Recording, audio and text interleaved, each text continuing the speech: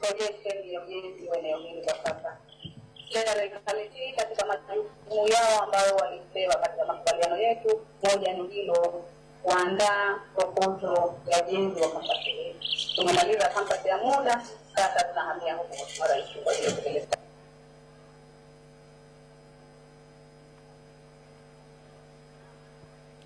Right, so that is happening at Tumba, not far from here, the inauguration of foundation stone for the brand, well, the premises for the campus will be built in the near future. And now it looks like they are actually heading back here, and when they do get here, they're going to go straight to another foundation stone where our chief guest will do the inauguration, and then he is going to walk into the room. And I would kindly ask distinguished guests in this room to stand up when he walks in, and then we will take our seats once he is sat down. The trip from the piece of land to where we are should take approximately 5 minutes. They're just about to leave and head back. We are getting live pictures from where they are. They're just about to leave, like I said, and they should be here in any moment from now. And like I said, just a gentle reminder that once our chief guest walks into the tent, I'd kindly ask everybody in here to stand up and give him a very warm welcome. This is such a milestone, not only for Zanzibar, but for Tanzania as well. And of course, the whole continent of Africa. This is significant. This is massive. Haven't seen anything like this before. Technology moving back home, technically.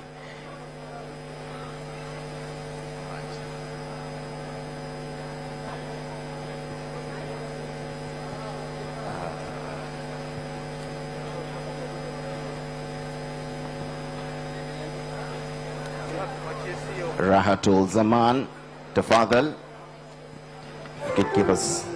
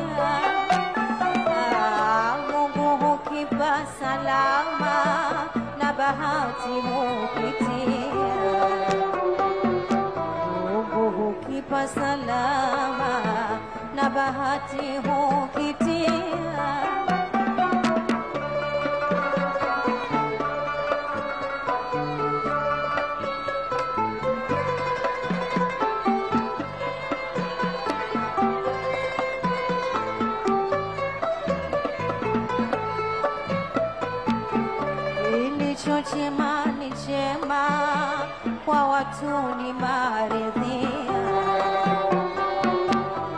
Kilicho chema ni chema, kwa watu ni maridhia. Kilicho chema ni chema, kwa watu ni maridhia.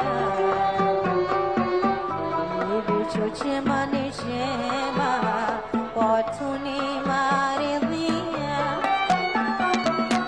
Watu hukipa heshima na mno hukiwania. Watu hukipa heshima. Mgeni wetu rasmi, mabibi na mabwana, mgeni wetu rasmi ndio anaingia hivi sasa na atakwenda moja kwa moja kwenye jiwe la msingi kwa ajili ya kuzindua rasmi chuo hiki, halafu atarejea na kuingia katika ukumbi wetu huu. Na kama nilivyodokeza hapo awali, tafadhali sana, mara tu mgeni rasmi atakapoingia, nitaomba sote tusimame na kumpa makaribisho, na atakapoketi sisi pia tutafanya vivyo hivyo.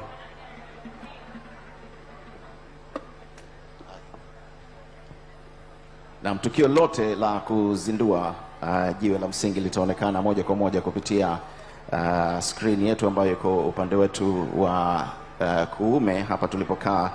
Ladies and gentlemen and distinguished guests, our chief guest has already arrived in the premises here, and soon after the inauguration of the foundation stone for the campus, he will walk into this tent. And as I said earlier, I would kindly ask all of us to stand up when he walks in, and then we'll take our seats once he is sat down. So he is here, our chief guest, His Excellency the President of Zanzibar, and of course the Chairman of the Revolutionary Council, Dr. Hussein Mwinyi, is here just to do the inauguration of the foundation stone, of course.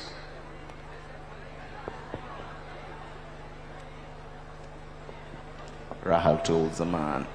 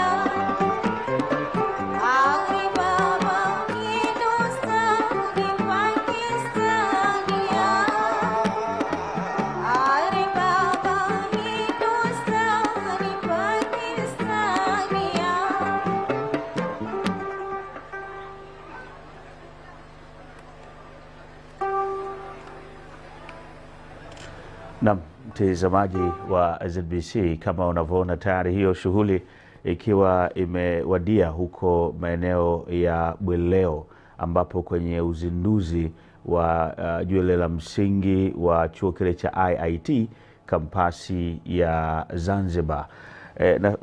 Naamini umeona Mheshimiwa Rais wa Zanzibar na mwenyekiti wa Baraza la Mapinduzi Dr. Hussein Ali Mwinyi alipofika pale alizindua ama lile jiwe la msingi pale kwa ujenzi wa chuo hicho, na sasa hivi kama tunavyoona akikagua baadhi ya maeneo ama madarasa yatakayotumika ama tayari yanatumika, kwa sababu tayari chuo hichi kimeshaanza kutoa kozi kwa ajili ya vijana wetu ama wanafunzi ambao wamefika katika chuo hiki. Kozi mbili tayari zimeanza kutolewa katika chuo hiki, ikiwemo ile ya data system pamoja na ya artificial intelligence, akili bandia. Kwa hiyo unaona kabisa kwa maana hayo ni madarasa ya kisasa kabisa.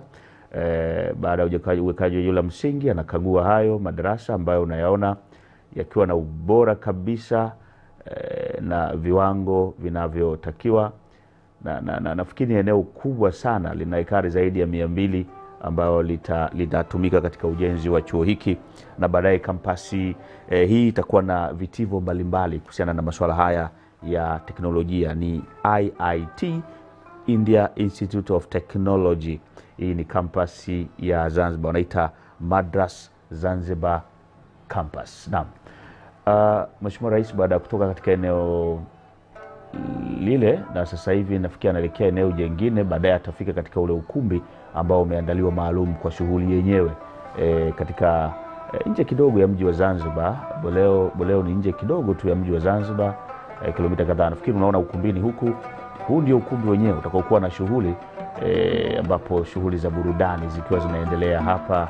Hawa ni kikundi hichi cha Rahatu Zaman kikitumbuiza ama kikiburudisha katika eneo hili, na huu ndio ukumbi. Baadaye Mheshimiwa Rais baada ya ukaguzi huo atafika katika eneo hili maalum ambalo limetengwa kwa shughuli yenyewe hii, na tutayajua mengi ambayo yameandaliwa kwa ajili ya shughuli. Pate hiyo ni burudani hiyo.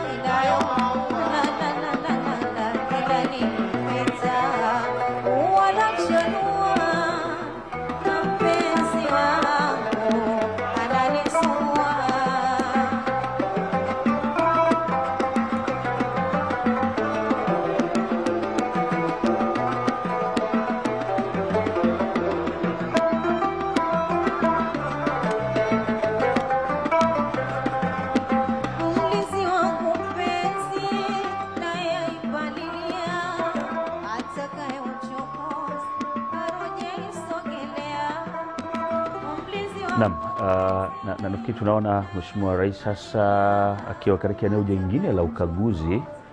Kuna madarasa hapa, lakini pia kuna ofisi, kuna kumbi za mikutano na mambo mengine ambayo itakuwa ni kwa ajili ya wanafunzi ambao wanafika katika eneo hili. Lakini pia eneo hili kama unavyojua chuo kinakuwa kina maeneo tofauti, zile blocks za management, lakini pia na uongozi wa taasisi ambazo zimo ndani ya chuo zinasimamia department mbalimbali. Kwa hiyo yote hayo Mheshimiwa Rais anajiridhisha na kukagua kuona namna gani chuo hiki kimejipanga na kujiandaa. Nafikiri unaona ni vifaa vya kisasa kabisa ambavyo vipo katika chuo hiki, ni maeneo haya. Na hii kampasi ni chuo cha kimataifa hiki. Ni kampasi ya kwanza nafikiri barani Afrika ambayo ndio imejengwa hapa Zanzibar. Ni faida ya kipekee na ambayo inakuja kuwanufaisha vijana wetu. Kama unavyojua, hii ni dunia ya sayansi na teknolojia. Kila kitu sasa hivi katika ulimwengu ni sayansi na teknolojia. Kama unavyotuona hapa, hii pia ni sayansi na teknolojia. Shughuli inafanyika huko Bweleo, lakini wewe ulipo popote duniani unaiona live kabisa ama moja kwa moja kupitia mitandao yetu ya kijamii, lakini pia kupitia kama hivi unavyoona moja kwa moja hapa ZBC live kabisa. Hii ni teknolojia.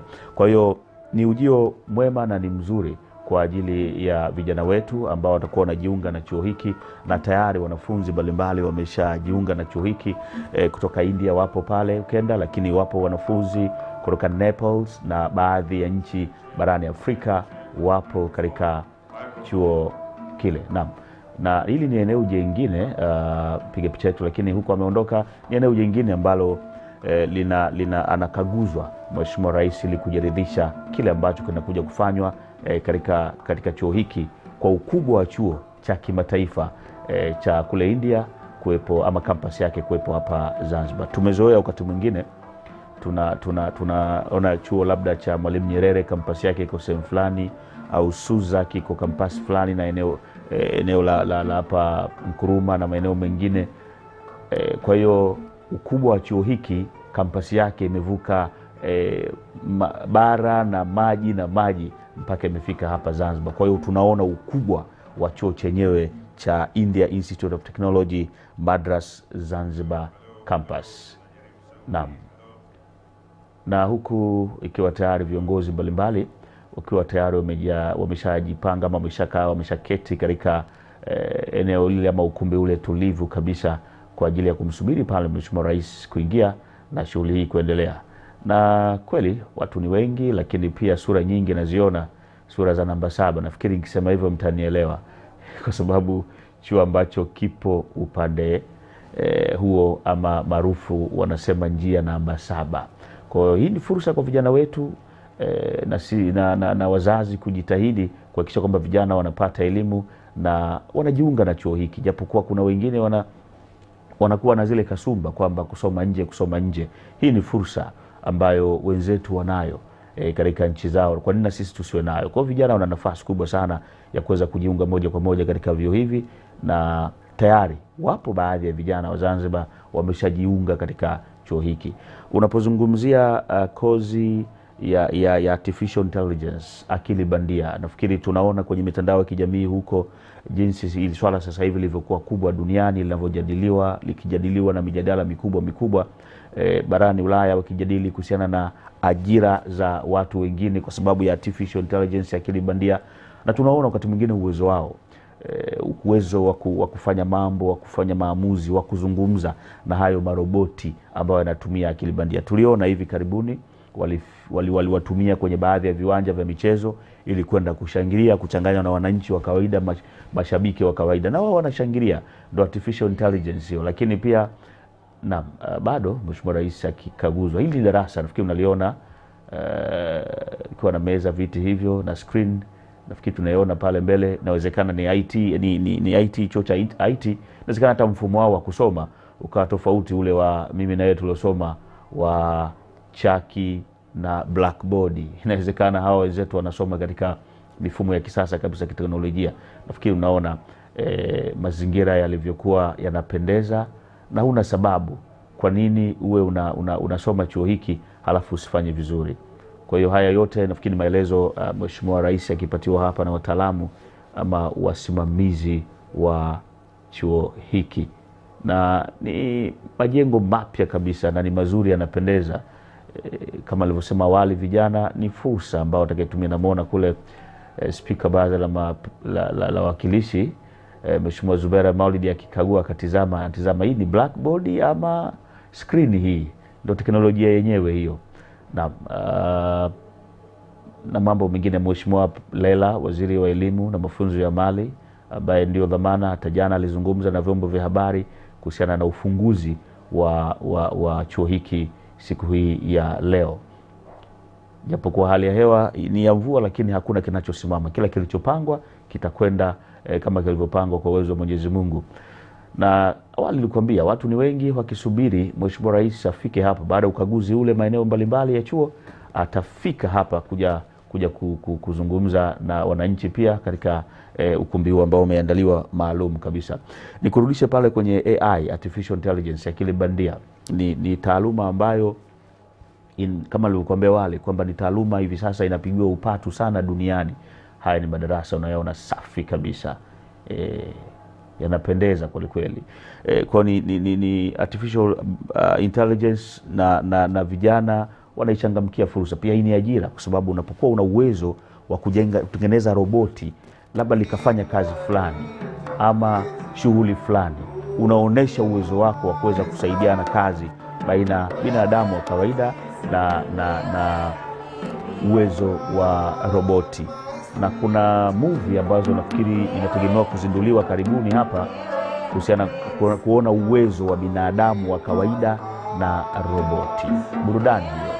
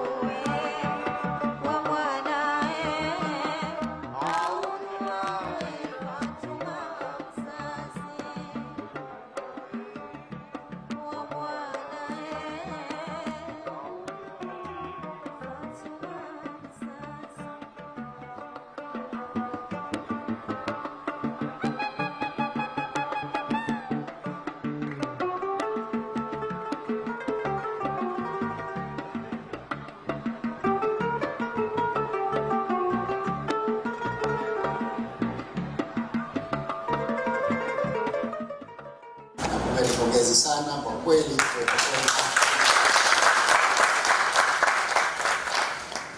Kama nyuso zenu ninaona kabisa kwamba mmesha achieve kabla ya kumaliza kozi zenu hapa, kwa sababu kuingia tu hapa ni kazi. Kwa hiyo hongereni sana. Mfanye kazi, msome kwa bidii sana, muhakikishe mna graduate kutoka hapa, na bila shaka mkigraduate kutoka hapa basi ninyi mnaajirika sehemu yoyote, lakini ningependa kishamaliza muajiriwe Zanzibar ili kumsaidia kukuza. With that, thank you everybody once again, and I wish you all the best. Asante sana. Asante sana Mheshimiwa Rais. Na baadhi ya vitu nataka kuelewa kwa Mungu ambapo nimefanya na kama mnaona hapo mna boti kamera ambayo mkata ni sana shambaya and that kitu ni ndani ya so most of us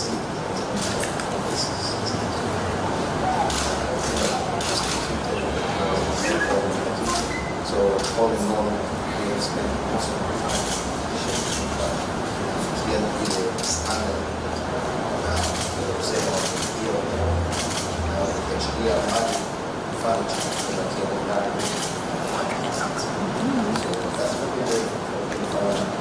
Zanzibar sema bila zaidi ya tatu za temper na hata at the same time it is a harmony in our business. Ndio wakati kwanza tuchange. Ndio wakati kwanza.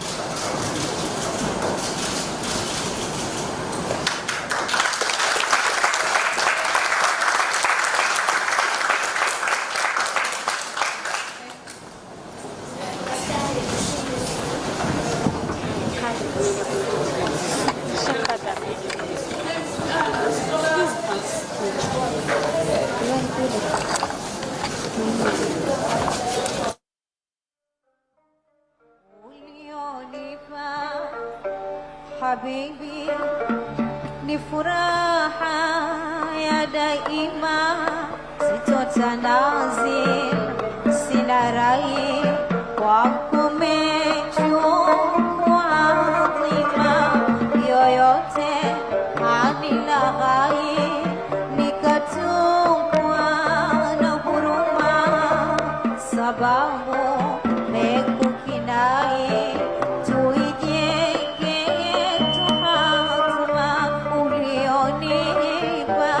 Habibi, ni furaha ya daima, sitotanazil, sina rai wako umechukua dhima, yoyote hanilaghai, nikatungwa na huruma, sababu hekukinai,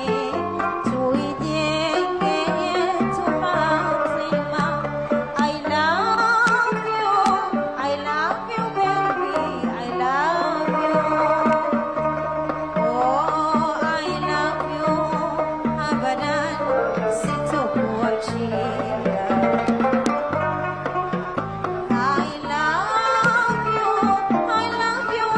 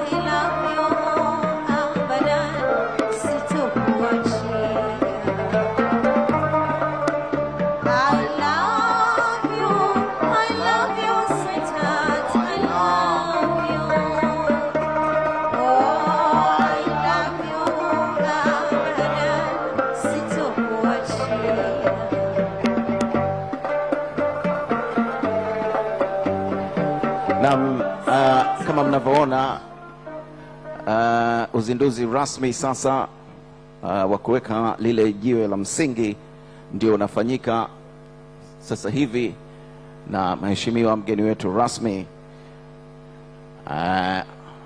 atafanya tukio hilo la kihistoria kabisa.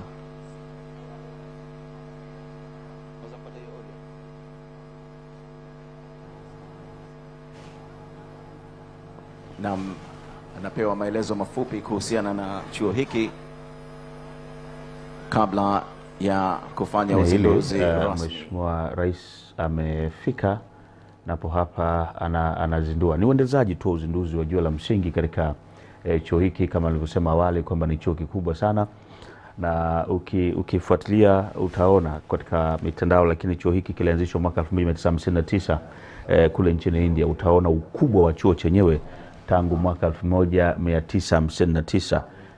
Kihistoria hata sisi wenyewe wakati huo bado tunajitafuta, hatujakaa vizuri. Naam, nafikiri tunaona hapo no uzinduzi huo umefanyika kwenye jiwe la msingi hilo ambalo limezinduliwa na Rais wa Zanzibar na mwenyekiti wa Baraza la Mapinduzi Dr. Hussein Ali Mwinyi tarehe ya leo tarehe 6 Jumatatu tarehe 6 mwaka 2023 mwezi wa Novemba. Naam. Na chuo hiki kina kozi zaidi ya 100 ambazo zinatolewa kwa kule nchini India, na kwa upande wa director ambaye anasimamia hivi sasa ni director anaitwa Profesa Preti Galayam. Ni mwanamke wa kwanza wanasema huyu kuwa director katika chuo hiki cha IIT.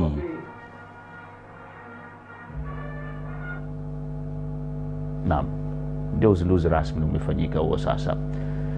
Na chuo hiki kama nilivyokuambia kimezinduliwa kimefunguliwa mwaka 1959, kipindi ambacho naweza kusema katika nchi zetu hizi huku hasa Afrika Mashariki ama barani Afrika tulikuwa tunajitafuta kuelekea kwenye kujitoa kwenye makucha yale wa koloni, lakini kwa tayari wenzetu wako mbali kwenye eneo la elimu na mambo mengine kama hayo.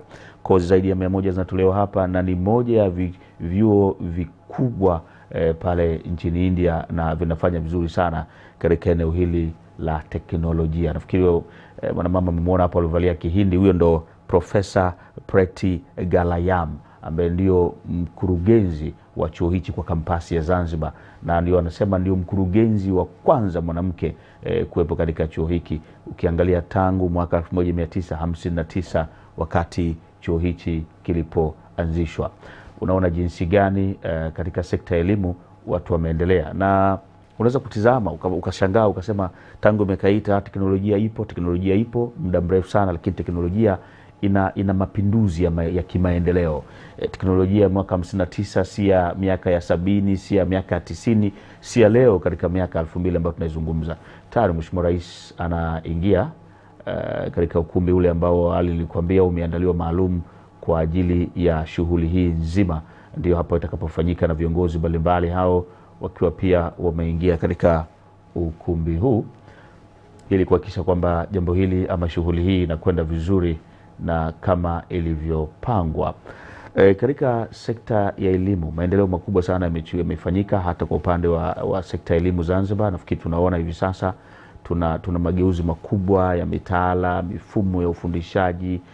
Wataalamu kule kwenye ufundishaji wanasema kuna swala la ushirikishwaji kwenye kusoma, lakini pia kuna knowledge. Sasa wanasema tuondoke kwenye mapinduzi. Sasa hivi dunia inafanya mapinduzi makubwa sana na imeshaondoka huko kwenye knowledge na kumshirikisha mwanafunzi akiwa skuli ama ni kituo iwe ni eneo la kupata elimu ama eneo la ushirikishwaji kwenye kupata elimu. Ni lugha hizi za kitaalamu wenyewe wanazijua. Nafikiri tusikilize wimbo wa taifa. Na kidogo kuna changamoto ya sauti, lakini itakapokuwa sawa nitarudi kwako mtazamaji, tuweza kusikiliza kile ambacho kinaendelea pale. Lakini ni wimbo wa taifa kama ilivyoada, ukiwa unatumbuizwa pale na jeshi la polisi, lakini pia hufuatiwa na baadaye wimbo ule wa Afrika Mashariki, lakini kwa hapa leo hii pia tutashuhudia ama tutasikia wimbo wa taifa wa India. Ni maalum kabisa kwa shughuli hii ambayo kubwa inafanyika pale maeneo ya Bweleo nje kidogo ya mji wa Zanzibar. Kwenye kama nirudi pale kwenye elimu kuna swala la knowledge ambapo wanasema vijana wetu ama watoto wetu tunawapeleka skuli kwa ajili wakapate elimu. Tunawafanya watoto wetu kwamba hawana kitu kichwani, wakenda skuli ndio wanapata maarifa ya kile ambacho wanafundishwa na mwalimu. Lakini dunia haiko huko. Sasa hivi dunia wanasema ipo katika eneo la ushirikishwaji wa watoto wakiwa skuli. Kwa mfano, mtoto nyumbani kila siku anakula samaki. Lakini leo hii akenda skuli ndio anaambiwa samaki sijui species gani, samaki anavuta pumzi vipi, samaki wakati nyumbani samaki anamla. Kwa hiyo wanasema kitaalamu, mshirikishe mtoto na yetumia maarifa ya mtoto ili uweze kujua mtoto samaki anamjuaje. Inawezekana kwenye kushirikiana kwenye maarifa ukapata kitu.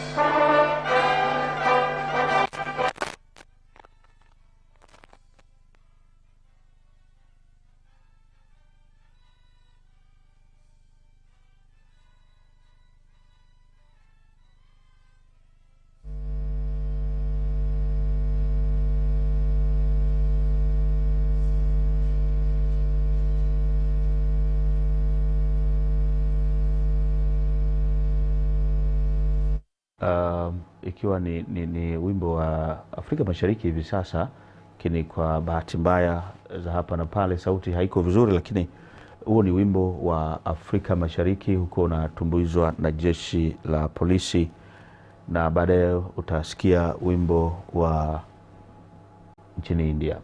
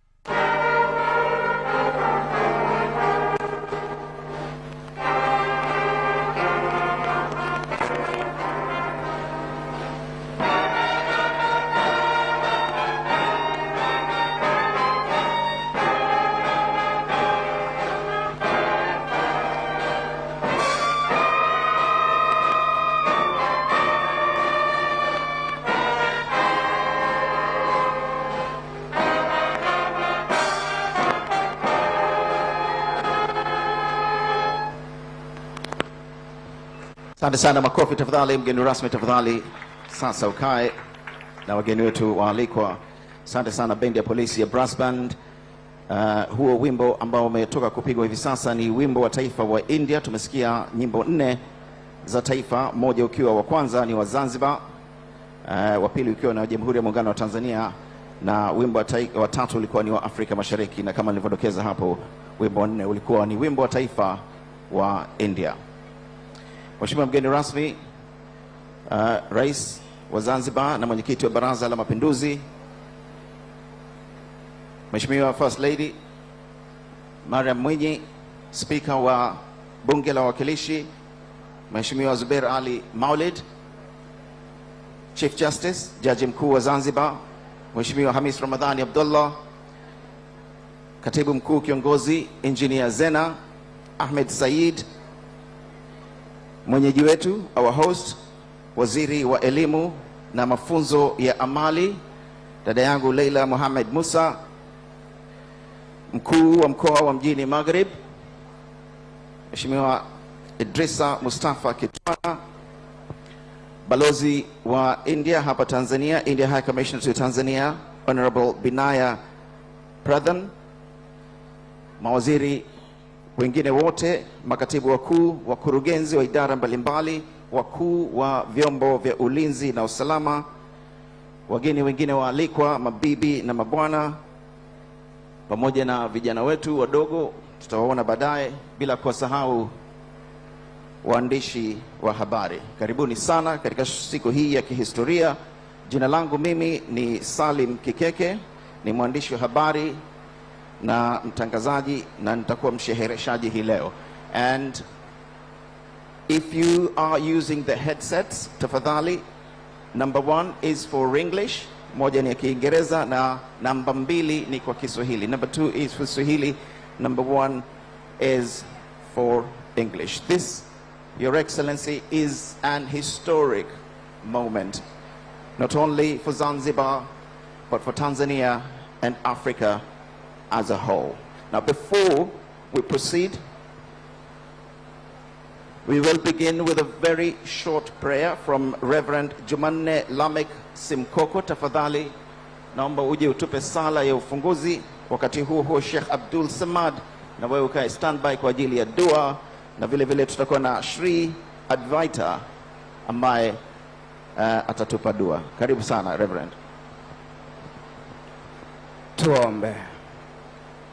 Mungu wetu, Baba yetu, umesema kabla ya mambo yote dua ifanyike kwa ajili ya watu wote na shukrani pamoja na maombezi. Mungu, kwa neema yako tunakushukuru mno kwa ajili ya siku hii ya leo.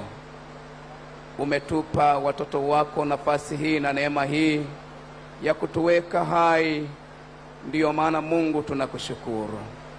Asante kwa ajili Mungu ya wana wako na watoto wako Baba, ambao umewainua kutoka sehemu mbalimbali, nawe Mungu umewaleta katikati ya eneo hili kwa ajili ya maendeleo ya serikali yetu ya mapinduzi ya Zanzibar. Tunamwombea rais wetu Mheshimiwa Daktari Ali Hussein Mwinyi, ambao Mungu umempa nafasi ya kuibeba serikali nzima kiujumla na maono yake. Mungu, endelea kumjalia afya njema, endelea kuwajalia walio nyuma yake pamoja na sekta zote, ambao Mungu anaungana kwa ajili ya kueneza kazi yako iliyo njema. Baba, shughuli hii tunaiweka kwako kwa ajili ya kusudi lako na kwa ajili ya neema yako. Kila mmoja Mungu atakayesimama, tumealika uwepo wako. Tuanze na wewe kwa utukufu wa jina lako takatifu. Nami nikiomba kwa neema yako tuanze na wewe na tukamalize pamoja na wewe, katika jina la Mungu Baba na la Mwana na Roho Mtakatifu. Amen. Asante sana Reverend Jumanne Lamek Simkoko. Tafadhali Sheikh Abdul Samad naye ajetupe dua kabla ya kuendelea na shughuli zetu nyingine, na Shri Advaita kindly be on standby. Ya Rabbi, tunakuomba kwa sifa zako tukufu na ufalme wako ulioenea mbinguni na ardhini, utujalie busara, hekima, hususan kwa wale waasisi wa taasisi yetu hii. Utie baraka kwa elimu zote ambazo zitafundishwa katika taasisi hii. Utujalie kila la kheri, tuepushie na kila la shari. Na tunakuomba ya Rabbi, umjalie rais wetu wa Zanzibar Dr. Hussein Ali Mwinyi na mwenyekiti wa Baraza la Mapinduzi busara, hekima na dhamira njema kwa Zanzibar hii na Wazanzibari kwa jumla. Umwapushie kila la shari na mjalie kila la kheri. na kwa kila ajaye kwa shari wajua yake dhamiri, ivunje yake dhamiri asiweze kusimama. Allahumma rabbana taqabbal minna innaka antas samiul alim wa tub alayna ya maulana innaka antat tawwabur rahim. ربنا زدنا علما وارزقنا فهما ربنا زدنا علما وارزقنا فهما ربنا آتنا في الدنيا حسنة وفي الآخرة حسنة وقنا عذاب النار. وصلى الله وسلم وبارك على محمد النبي الأمي وعلى آله وصحبه وسلم. Sana, Sheikh Abdul. Shri Advaita? Oh, here she is. Thank you.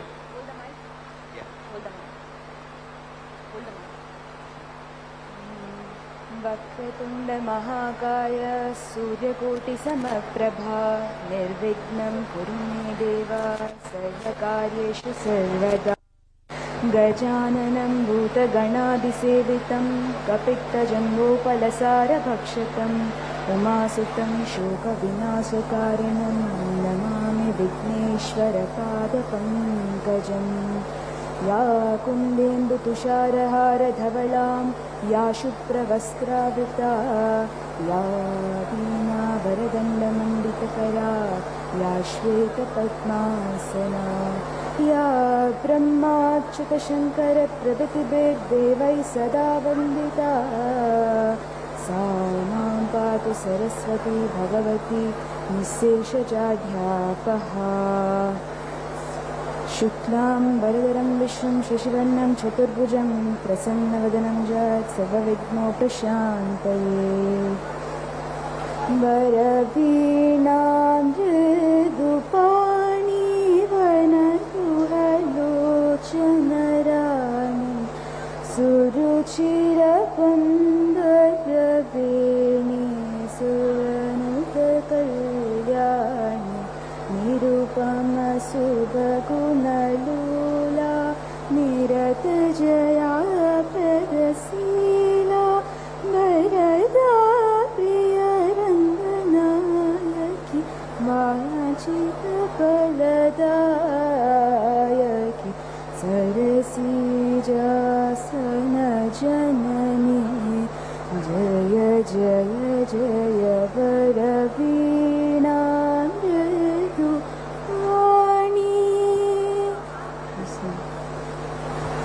Thank you very much. Really appreciate. Asante sana. Hiyo ilikuwa ni dua ya ufunguzi kutoka Hindu. Kabla ya kumwalika kaka yangu Hamid Said hapa, niseme tu sisi kama Waafrika, mvua inaponyesha, when it rains, it's a sign of prosperity. And you want to see prosperity? You're looking at him right there, our president, Dr. Hussein Ali Mwinyi. I forgot to introduce myself in Hindi, is it? So I would say Namaste. Mera naam Salim, all right? And that's it. All right. So niwalike katibu mkuu wa wizara yetu ya elimu na mafunzo ya amali, ndugu yangu Hamid Said, aje kufanya utambulisho. Karibu sana.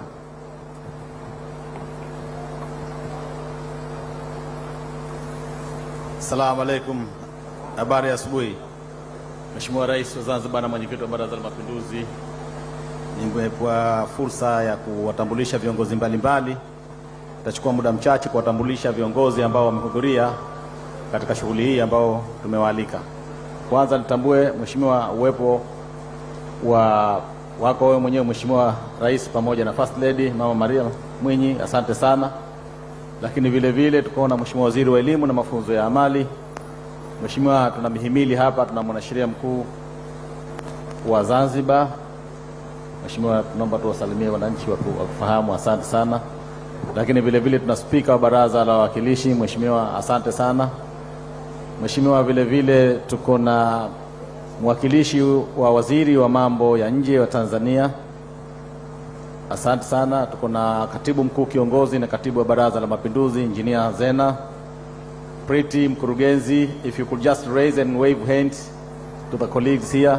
Pretty, thank you so much, asante sana. Lakini pia tuko na Mheshimiwa balozi wa India nchini Tanzania, Pamoja naye pia yuko balozi wa Rwanda hapa ndani. Asante sana. Mheshimiwa, hapa kuna mawaziri mbalimbali wa serikali ya mapinduzi ya Zanzibar. Naomba tumsalimie Mheshimiwa Rais, mawaziri wa serikali ya mapinduzi ya Zanzibar. Asante sana Mheshimiwa Mazrui, Mheshimiwa Gulam na wengine. Vile kuna viongozi mbalimbali kutoka vyuo vikuu mbalimbali. Naomba wasimame kwa ujumla wake. UDOM, SUA, asanteni sana. Hivi ni vyuo vikuu vya Tanzania Mheshimiwa. Lakini vile vile Open University na vyuo mbalimbali. Mheshimiwa, pia hapa kuna taasisi za fedha ikiwemo PBZ, tunaweza kusimama, CRDB, NMB, ZSSF na taasisi zote za fedha ambao wamekuja kwenye shughuli hapa. Profesa Hikmani, tunakushukuru sana. Mheshimiwa, hapa tumewalika makatibu wakuu na viongozi waliopita Wizara ya Elimu. Kwa heshima na taadhima naomba tusimame. Mwalimu Abdallah Mzee, asante sana Dr. Idrisa na Bi Mariam. Mheshimiwa, hapa vile vile tunawakilishi wa mashirika ya kimataifa UNICEF, USAID, nimeona Daniel yuko pale na Dr. Masudi na Laura, asanteni sana. Mheshimiwa, tuna tume ya vyuo vikuu vya Tanzania, Profesa Kihampa, tunafanya kazi naye kwa karibu sana. Lakini vile vile kuna katibu mtendaji wa NACTIVATE, asante sana katibu, pamoja na katibu mtendaji wa Baraza la Mitihani la Tanzania, Dr. Saidi, asante sana. Kuna mkurugenzi mtendaji wa bodi ya mikopo, asante, na mwenyekiti wa bodi ya mikopo ya Zanzibar, tunawashukuru sana Mheshimiwa. Mheshimiwa, kuna viongozi mbalimbali vya ulinzi na usalama. Kwa pamoja tunaomba tusimame tumsalimie Mheshimiwa Rais, asante sana. Lakini Mheshimiwa, pia kuna maprofesa. We have professors from Indian Institute of Technology. If you could kindly raise and wave hand to the President, His Excellency, please. And the faculty member as well. Mheshimiwa, kazi hii haikuwa rahisi. Kuna steering committee ambao walifanya kazi zote ambao umeziona hapa. Kipekee kabisa Mheshimiwa, naomba nikushukuru kwa kutupa maelekezo na kutushauri kwamba tuunde kamati maalum ya usimamizi. Steering committee, could you please raise kumsalimia Bagashi, Dr. Mwana. Hawa Mheshimiwa ndio umefanya tukio hili kukaa. Otherwise ingekuwa ngumu sana leo kufikia hapa. Tunakushukuru sana, asanteni sana, tunaweza kukaa. Mheshimiwa, vile vile hapa tumewaalika wazee wa mji na Mheshimiwa Waziri alizungumza nao kabla na mimi nilikuwepo. Wazee wa shehia hapa zote tusimame kwa pamoja tumsalimie Mheshimiwa Rais. Asanteni sana kwa ushirikiano wenu, tumefurahi sana. Lakini Mheshimiwa, hapa kuna wakurugenzi mbalimbali kutoka Wizara ya Elimu na Mafunzo ya Amali na maafisa mbalimbali wa serikali. Naomba kwa pamoja tusimame tumsalimie Mheshimiwa Rais. Hii ndio timu Wizara ya Elimu na wenzetu wa Wizara ya Afya, tumeshirikiana kwa pamoja na watu wengine wa serikali. Lakini vile vile kuna wanafunzi wetu umeonana nao kule, lakini tukipendeza hapa kumsalimia Rais. Students, could you please raise and wave your hand to the President, please? Thank you so much. Much appreciated. You can get seated now. Mheshimiwa, vile vile nawatambua viongozi wote walioshiriki kwa njia moja au nyingine katika shughuli hii. Na gavana, Mheshimiwa mkuu wa mkoa, nataka nikumalizie. Umetumalizia sana ulinzi hapa Mheshimiwa, heshima yako kubwa. Tumefanya kazi na wewe na Mheshimiwa mkuu wa wilaya. Hii mvua, jua, jasho, umehakikisha shughuli hii. Mheshimiwa, tunakushukuru sana pamoja na vyombo vyako. Baada ya maelezo haya Mheshimiwa, narejesha kwa MC kwa ajili ya, na nimewasahau makatibu wakuu. Samahanini sana makatibu wakuu wenzangu. Kama mnaweza ku raise Dr. Abudu, unajua umewakilisha wengine. Asanteni sana. Asante sana. Nashukuru sana. Makofi jamani kwa katibu mkuu Wizara ya Elimu. Nimewasahau watu muhimu sana, wabunge na wawakilishi wa jimbo hili wapo na madiwani. Munisamehe tu bure. Samahanini sana. Asanteni sana kwa ushirikiano wenu. Shukrani sana. Nashukuru sana Bwana Hamis Said. I just wanted to say that Your Excellency, that today is an historic day in terms of sharing education and coming from a top university in India, opening up a campus in Zanzibar. It's the 6th of November. It's a very special day. I'm sure the students will remember it for the rest of their lives. And coincidentally, it happens to be my birthday. Thank you. May I please call upon now Professor Ananth, the former director of IIT Madras, to come and briefly give us a brief. Professor Ananth was the director of IIT Madras from 2001 to 2011, and during his tenure, he was instrumental in starting the IIT Madras Research Park and National Program on Technology enabled learning, and currently it is the largest online education resource in the world. Karibisheni. Your Excellency, the President of Zanzibar, Honorable Minister for Education and Vocational Training, other dignitaries on the dais and off the dais, I feel honored to be invited here to give a bit of the history. I divided in two parts. One is about the history of the IITs in India. The other is about education, and one of the reasons why such a combination between Zanzibar and India is a very valuable thing for the education. I want to first say that the IITs were started in India in 1951. The first IIT was established in Kharagpur. This was done in collaboration with the United Nations. The second IIT was started in Bombay in 1958 with assistance from then USSR.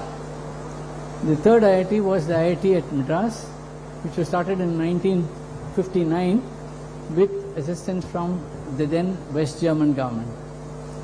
The fourth IIT was started in Kanpur with the help of the American government. In particular, it was through a consortium of universities in America. This was at Kanpur in United Provinces in India.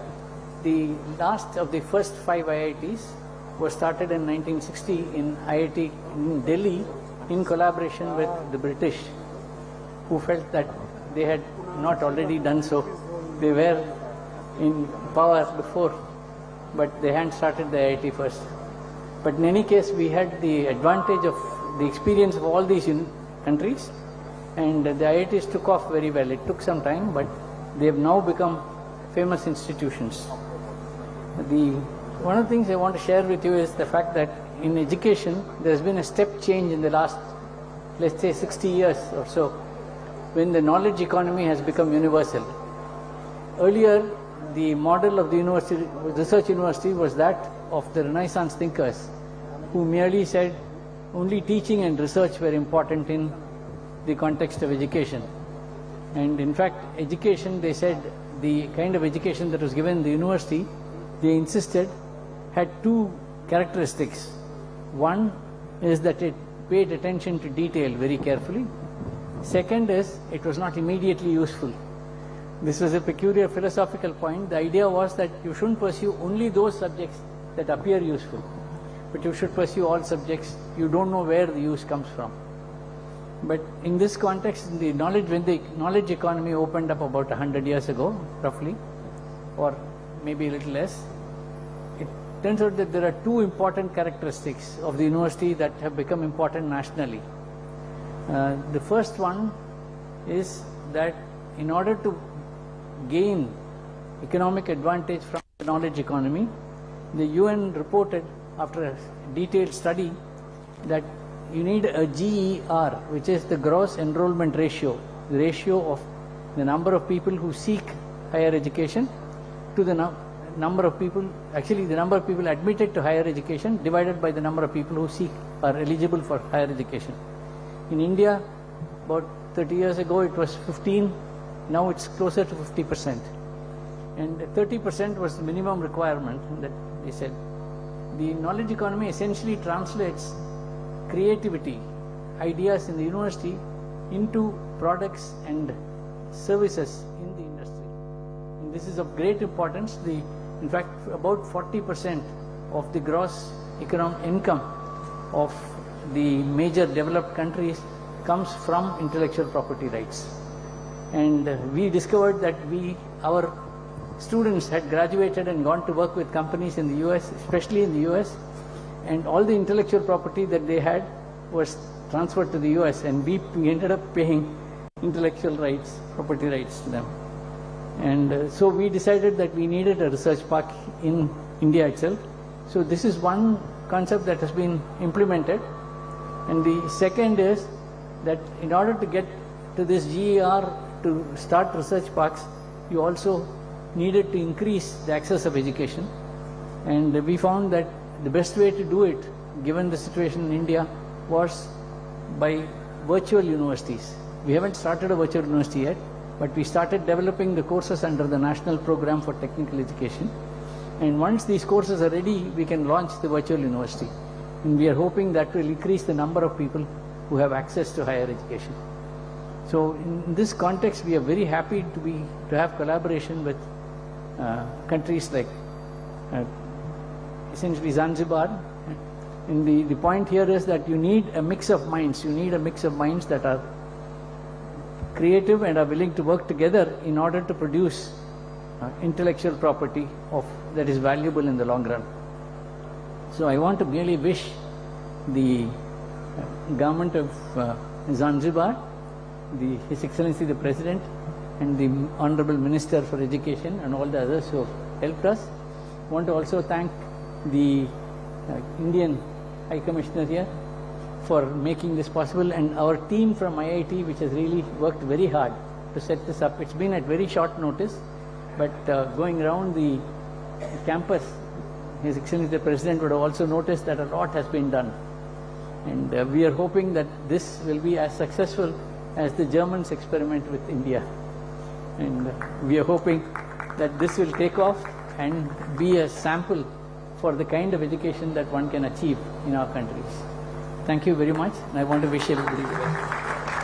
Asante sana Profesa Anand ambaye alikuwa ni mkurugenzi wa IIT Madras kuanzia mwaka 2001 hadi mwaka 2001. Sasa nimkaribishe Profesa Bhaskar Ramamurthy ambaye pia alikuwa mkurugenzi wa zamani wa IIT Madras kuanzia mwaka 2011 hadi mwaka 2022, na katika kipindi chake kile kitengo cha utafiti kilichoanzishwa na Profesa Anand, yeye alikikuza na vile vile kuanzisha kozi ya Bachelor of Science program ya Data Science and Applications.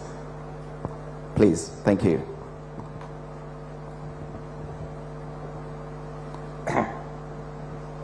His Excellency, the President of Zanzibar and Chairman of the Revolutionary Council, Dr. Hussein Ali Munwi,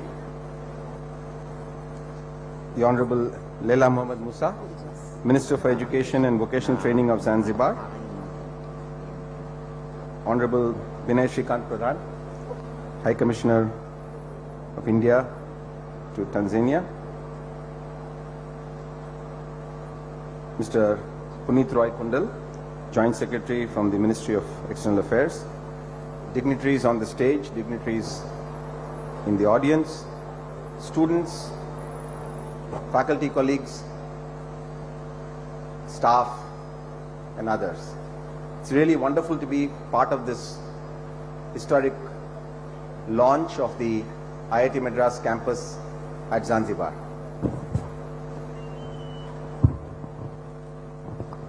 As my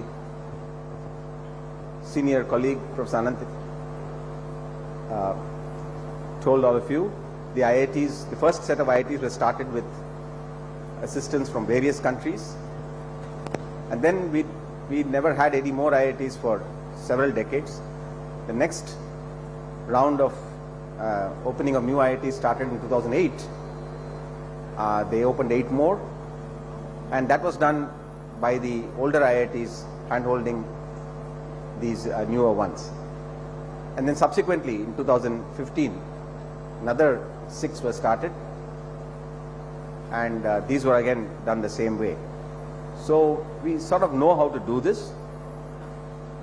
In a very simple analogy, if you take a good cutting from a healthy plant, put it in soil that has been prepared well, to follow the same processes, the same approach, give it the same nutrition, the ambience, the freedom to grow, then you'll get a similar IIT. We have seen this, it's a proven model, and therefore I have no doubt at all in my mind that this IIT Madras campus at Zanzibar will come up equally well and will shine in the coming years. In fact, in my term as director, we started, as I told you in 2016, we started 15-16, we started several new IITs in India. IIT Madras itself was responsible for 2 of them. The current director of one of them is here, IIT Tirupati, my colleague Professor Satyanarayana. We started that campus also in about 3 or 4 months, like this one. So we've been through this before. It's not that we have not done this, and IIT Tirupati is doing very well. So you can all be rest assured, we know how to do this. We had, since the IITs were started with assistance from various countries across the world, we had an international outlook and flavor right from the beginning. There have always been faculty from those countries visiting our institutions, and there have been the early faculty of our institutes went very often to those countries for their PhDs or for their postdoc training. But as India grew, all economic growth follows an exponential model. It's only the time for doubling that may vary from country to country. So you enter a phase where you enter the hockey stick part of the growth phase, and that happened in India, has been happening in the last decade or so. So we are seeing rapid growth in all spheres, including the university system, the IITs and so on. So now the internationalization in the IIT system and IIT Madras is quite different. We actually now have a lot of collaborative research going on with universities across the world. We have joint PhD programs. We have students coming to our campus in Chennai to spend extended periods of time. We have foreign students enrolled in our programs, but even more than that, we have students coming in joint programs and our students going elsewhere in joint programs. This is now very deep and multifaceted relationships, and it's growing very rapidly. For IIT Madras, this phase where we actually step out and set up a campus elsewhere in the world is a new experience, and we are very, very excited about it and very determined to make sure that we do a great job, and as my predecessor just mentioned, leave it as a shining example for replicating it all over the world. It's very important to internationalize because these are universities. The more diversity we have in student body, in the faculty, in the coming and going of people from industry and so on, the more you get new ideas, the more you get innovation, the more you're able to generate value from this knowledge economy.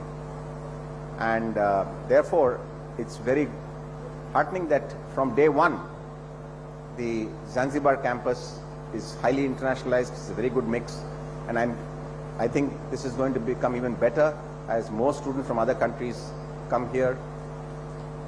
This is very important. We were not able to do this in the initial decades in India, given the state of economic growth we were in. Of course, India is a large country. When I was a student at IIT Madras, just meeting students from all over the country in those days at the campus was itself a mind-expanding experience. So, but still, we didn't get the opportunity to have students from all over the world. But I think this is a very good beginning, that from day one, the Zanzibar campus will have a healthy mix of students, and I'm sure the administration will make all efforts to bring in even more diversity, and this will really benefit this campus. And I'm looking forward to the day when the new campus is ready on the plot where the foundation stone was just laid today by His Excellency. It's a great opportunity to build a campus for the 21st century that takes into account the huge changes in education that my predecessor alluded to, particularly the big impact of hybrid learning, online learning, and so on.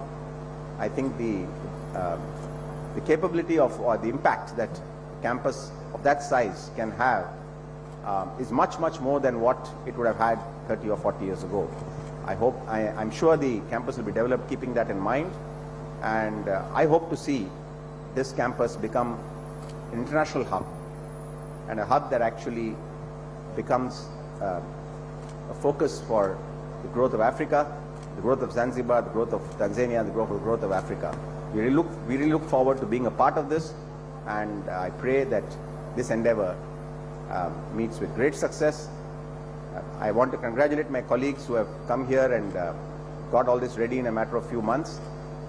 When I was told about the time frame a few months ago back in Chennai, I was not skeptical, because I told you we've done it before, but not at such a great distance. Tirupati is just 150 kilometers from Chennai, so I was a little concerned, but I think they pulled it off very well. My congratulations to the team. My congratulations to the government here in Zanzibar for doing all that is necessary to get this campus ready in such a short time. And I really look forward to the first batch graduating from here 4 years from now. Well, 2 years from now you'll get the master's students graduating, and 4 years from now we'll get the pioneer undergraduate batch graduating from the IIT Madras campus at Zanzibar. Best wishes to everybody, and thank you very much. Thank you very much. Makofi mengi sana kwa Professor Bhaskar Ramamurthy.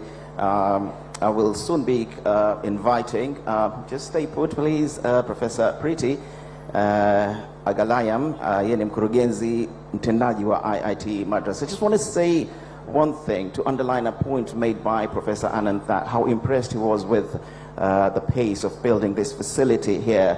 The memorandum of understanding was signed in July, so it was only 4 months. This shows the commitment and the determination that the President and his team has in taking Zanzibar to a totally different level. Professor Priti, please. Thank you very much. Your Excellency President Dr. Ali Muini, Madam First Lady, my friend Honorable Leila Minister, all the dignitaries on stage and the audience, Habari za Subuhi, Vanakkam, good morning. It's my honor to welcome all of you to IIT Madras's beautifully appointed campus here in Bueleo, Zanzibar. Karibu IIT Madras, Zanzibar. IIT Madras has a long tradition of academic and research excellence. As an institution, we are constantly evolving, innovating, and growing. We were founded in 1959, as mentioned before, in a partnership between the Indian and German governments. Our principles of academic rigor, unwavering adherence to the scientific process, and community building through meaningful education and research have been part of the DNA from the get-go. Today, IIT Madras is an autonomous academic institution granting degrees at the undergraduate, postgraduate, and PhD levels across nearly 20 domains in science, engineering, business, and the social sciences. We are ranked #1 among engineering institutions in India for the past 8 years. IIT Madras Chennai 650-acre campus is home to 10,000 students, 700 academic faculty, and 200 staff who all call it home. Visit with us in Chennai and explore the unique manner in which state-of-the-art technology labs are integrated into the natural beauty of our land. Our 50,000 strong alumni are world leaders and as CEOs, managing directors, presidents of corporates, other academic institutions, companies, big and small. They're indomitable forces. Distinguished leaders of IIT Madras, including Professors Anant and Bhaskar Ramamurthy, who spoke before me, and the current director, Professor Kamakoti, who is joining us online on this occasion, have put us on a tremendous path to success by setting a grand vision for the institution. The globalization strategy of IIT Madras, articulated by them, has been instrumental in bringing us together here today. Several international students are part of the IITM ecosystem, and there is significant mobility of faculty, research scholars and students between our Chennai campus and several academic partners internationally. The Zanzibar campus is an unprecedented step forward for IITM. IITM Zanzibar is India's first IIT campus abroad. It is a historic moment indeed today for our countries. Let me express our team's heartfelt gratitude to His Excellency the President, Dr. Moini. Sir, your personal involvement and guidance through this project has been phenomenal, and there are no words from the bottom of our moyoni, from our heart to you. Of course, the Honorable Minister of Education, Ms. Leila Mohammad Musa, all the members of the team on this wonderful island, you welcomed us with such warmth. Special gratitude to Shri Binay Pradhan, the High Commissioner of India to Tanzania, and his team for standing with us every step of the way. Thank you, sir. The IIT Madras Zanzibar campus has started on a very positive and high note with a batch of 45 students from diverse backgrounds, a distinguished faculty team of 12, and dedicated and caring staff who serve as our backbone. The digital-first campus is equipped with state-of-the-art facilities, including fully smart classrooms, mobile app-based administration and learning management systems, and a vibrant hostel and dining facility for students. It is envisioned to grow as a hub for interdisciplinary academics, impactful research and consultancy, and remarkable innovation. Upholding our friendly relations with the communities around us is extremely important to us, and we are happy to have this occasion to invite all of you to this, our new home. IITM Zanzibar will serve the needs of the region in interdisciplinary STEM education, scientific research, and technological innovations for nation building. Currently, the campus offers undergraduate and graduate programs in data science and artificial intelligence. In future years, the student and faculty strength will grow and additional programs will be added based on need. The roadmap for the institution represents an accelerated growth plan focusing on interdisciplinary undergraduate programs, niche postgraduate programs, and skilling and industry-facing studies as well. We have a special place in our hearts for student-led innovation, and we will create opportunities for bright young minds to come together to develop unique solutions to challenging world problems. The IITs are research hotbeds, and the faculty and students of IITM Zanzibar will dedicate significant time to exploring research ideas, publishing papers, developing technology, driving policy, and impacting the region in a positive and sustainable way.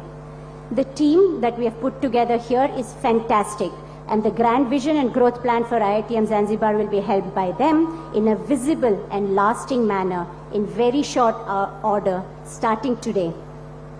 As the Dean and Founding Director in charge of the IIT Madras Zanzibar campus, I once again welcome you to meet our students, faculty and staff and enjoy our hospitality. The gratitude that wells in our hearts for all of you present here today for the faith reposed in us is immeasurable. To the first cohort of students who sit proudly in the audience, I want to say this to you. You are remarkable. You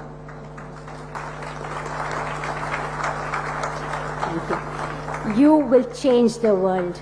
We will leave no stone unturned as we work to ensure grand success for this small yet mighty institution. I thank you for your attention and end with the assurance that at IITM Zanzibar, we will together do incredible things. Makofi jamani, asante sana. Thank you very much, Professor Priti. Thank you, namaste, asante sana. Asante sana. We've talked about the speed of how this facility was set up. I'm really impressed by the speed of the way Professor Priti has managed to pick up the Swahili words. I mean, this is just incredible, my word. And I do believe when the time comes, we're opening the new facility on the other side, you'll do your speech in Swahili. That's a challenge that I'm giving you. Asante sana. Na sasa tupate wimbo wa ukaribisho kutoka kwa wanafunzi wa shule ya msingi Mkunazini. These students are going to perform a kiaso. It's a traditional song from Pemba. And as you know, I mean, the geography of Zanzibar is a string of islands, but with two major islands, that is Pemba and Unguja. We are in Unguja, by the way. So this is from Pemba. Karibuni sana vijana. A big hand for them, please. Makofi jamani, tuwakaribishe.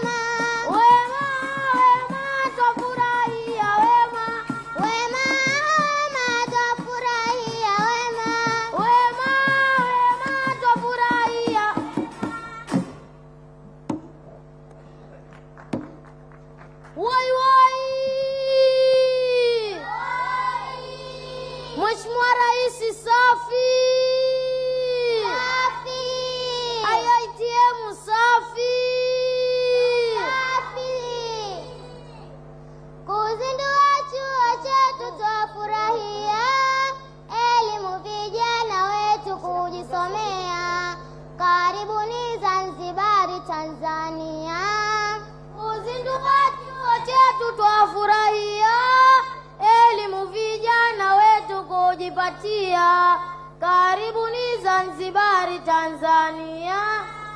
Karibuni wageni wetu katika visiwa vyetu.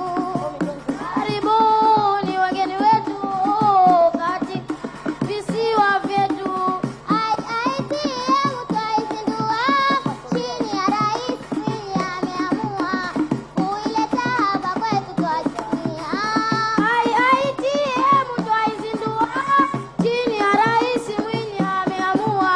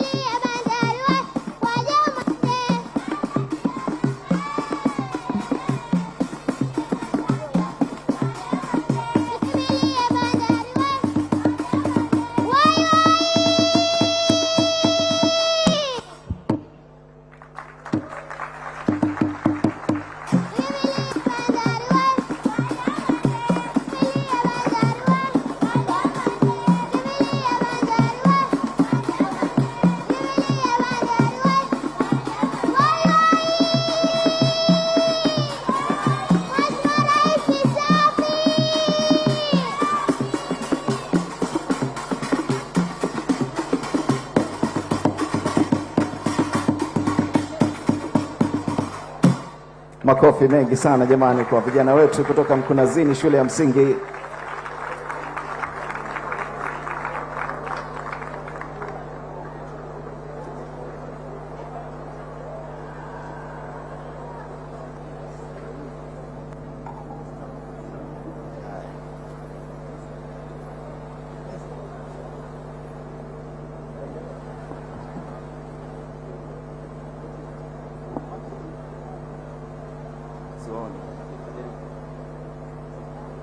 Asanteni sana, makofi mengine jamani kwa vijana wetu wa Mkunazini.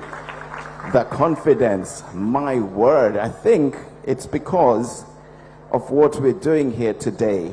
Their academic future is so bright that they look so happy. That was the Kiaso from Pemba, performed by the students from Mkunazini Primary School. I'm going to kindly invite Honorable Binaya Srikanta Pradhan, who is the High Commissioner of the India High Commissioner to the United Republic of Tanzania. Karibu sana.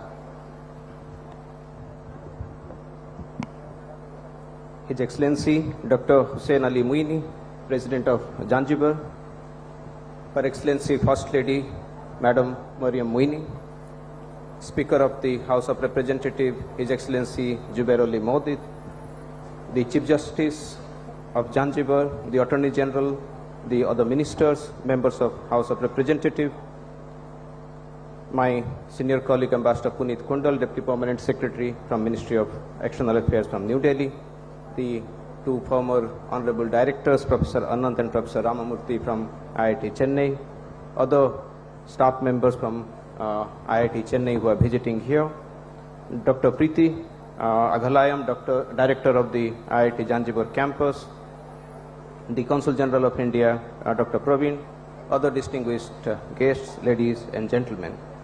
Salam alaikum, Habarija Asubuhi, Namaskar. For me, today is an emotional moment. This is, of course, historic like everybody else is saying, and it's historic for many reasons. It's not historic only for the fact that this is the first time IIT has come outside India, and this happens to be the first overseas campus of IIT outside India. But it is also historic for the fact that when you look at the speed at which it was implemented, in 120 days you are having a state of the campus ready. In exactly on 5th of July, we were signing the MOU in the august presence of His Excellency the President and the Foreign Minister of India. And in 120 days, not only, as I said, the state-of-art campus is ready, we have students selected from different countries passing through 3-stage screening process, and these are the brightest among the brightest students who are selected in this 120 days, and we are having most well-equipped state-of-the-art campus which is already providing them education since 24th of October. So today is a historic day because it is also bringing educational bondage between India and Tanzania, specifically India and Zanzibar. And I would say that this day would not only be remembered as an educational achievement, but it would be remembered as one of the biggest projects that India and Tanzania, India and Zanzibar have ever done. At a different level, you can also see at a lighter note, the Permanent Secretary, my friend, Honorable Khamis Syed, holding an Indian flag, and you can see Professor Raghu, the Dean of International Education, possessively keeping a Tanzanian flag in his pocket. This is the Connect Excellency that we are developing today, and you can see behind the yellow t-shirt wearing students, the students from Zanzibar, students from India, they are mingling with each other, they are staying today. So this is a different connect that we are developing. Of course, the education connect goes long back. On the dais, I can see the regional commissioner having Indian educational connection. We have honorable speaker having Indian educational connection. I saw the representative of Ministry of Foreign Affairs speaking good Hindi with me. So we, like the Prime Minister of India last month told Her Excellency the President of Tanzania, the Prime Minister of India said that when he was a young child in the state of Gujarat, even before he heard the name of United States and United Kingdom, he had heard the name of Zanzibar. Because Excellency, Zanzibar is the confluence of India and Africa. Zanzibar was the point where India came and met Africa, and this was the point from which the Indian traders, Indian diaspora, came to not only Eastern Africa, but the whole of Africa. But let me be very honest, it is exceptional, like I said, that this campus took shape, came to a reality in such a short time, but this is undoubtedly the contribution of only one person, that is the leadership of His Excellency President Dr. Hussain Ali Moini. Like Professor Preeti said, going beyond the protocol of his office and his busy schedule, he personally guided, he personally spent time, supervised this project, he interacted with the steering committee, he interacted with the professors visiting from IIT, and he from day one guided the campus and the faculty and the people who were involved in that. And this role played by His Excellency the President will always be well documented and remembered in the chronicle of history about setting up of IIT campus outside India and in Zanzibar. Excellencies and friends, in last 6 decades, the IITs have emerged as a world-class engineering institute of excellence. We all know about the famous IIT alumni doing well everywhere in the world. They are the business leaders, they are the technology leaders, and in many ways, they are also the leaders of the society. They have been providing world-class solution to the developmental challenges being faced in India, not only by the government, but also by the society. Their contribution has been transformational, and when it comes to IIT Madras Zanzibar campus, I'm sure, I'm confident that this campus should also be contributing immensely to nation building of Zanzibar and Tanzania. And I remember coming across an article recently in a Tanzanian newspaper that how IIT Zanzibar would be a game changer in Tanzania. I, for one, believe in that projection. His Excellency President mandated from the very first day that the campus should be an international hub for learning and innovation. I am happy that the team under Professor Preeti Agalayam has taken it as a mission and working with zeal and enthusiasm to translate this into reality. I can assure you, Your Excellency, that in few years' time, we will see this campus being counted as one of the best in the globe. Recently, we had a historic visit of President of the United Republic of Tanzania, Dr. Samia Suluhu Hassan, to India. During her public remarks on various occasions in India, she appreciated this collaboration between India and Tanzania on IIT. During her bilateral meetings with Prime Minister and President of India, she conveyed her sincere thanks and also support for this project. During the visit, as you would recollect, the two leaders decided to elevate India and Tanzania's relationship to that of a strategic partnership. And I'm happy that it's befitting that the strategic IIT project is located in this new strategic partner of India in Africa. Let me take this opportunity to convey my sincere thanks to the Ministry of Education and Vocational Training of Government of Tanzania and Government of Zanzibar. My special thanks are due to my sister, Honorable Minister of Education, Madam Leila Mohammed Musa. She remained a strong pillar of support for implementing this project and providing all support at every stage. Principal Secretary, Mr. Kampas Said, Deputy Principal Secretary, Madam Wana Amir, Mr. Mahmoud Alawi, the Director of Karume Institute, and the steering committee member, Mr. Hassan. They have worked tirelessly, and if this campus we see in this stage today, it's primarily their hard work and their contribution. My sincere thanks also to my friend, Mr. Ahmad Dibibi, who has been helping us from the very first day in connecting us to various stakeholders, to helping us in resolving issues as and when it come across. In a way, Excellency, the first row that you see here, they have contributed for the success of this IIT. Whether it is Professor Modoi, I remember visiting India last year in November with Madam Minister, or the people sitting in the second row from Tanzanian Educational Regulatory Authority from NACVET. I think this project could happen because of the speed at which they supported us, gave us the approval to do this project. So let me conclude by wishing all the very best to this institute, specifically to the faculty members and to the students. I will request that if we can have one round, the students, all 45 students standing together, both students who are from Tanzania and students from India, if they can stand together. And as I notice,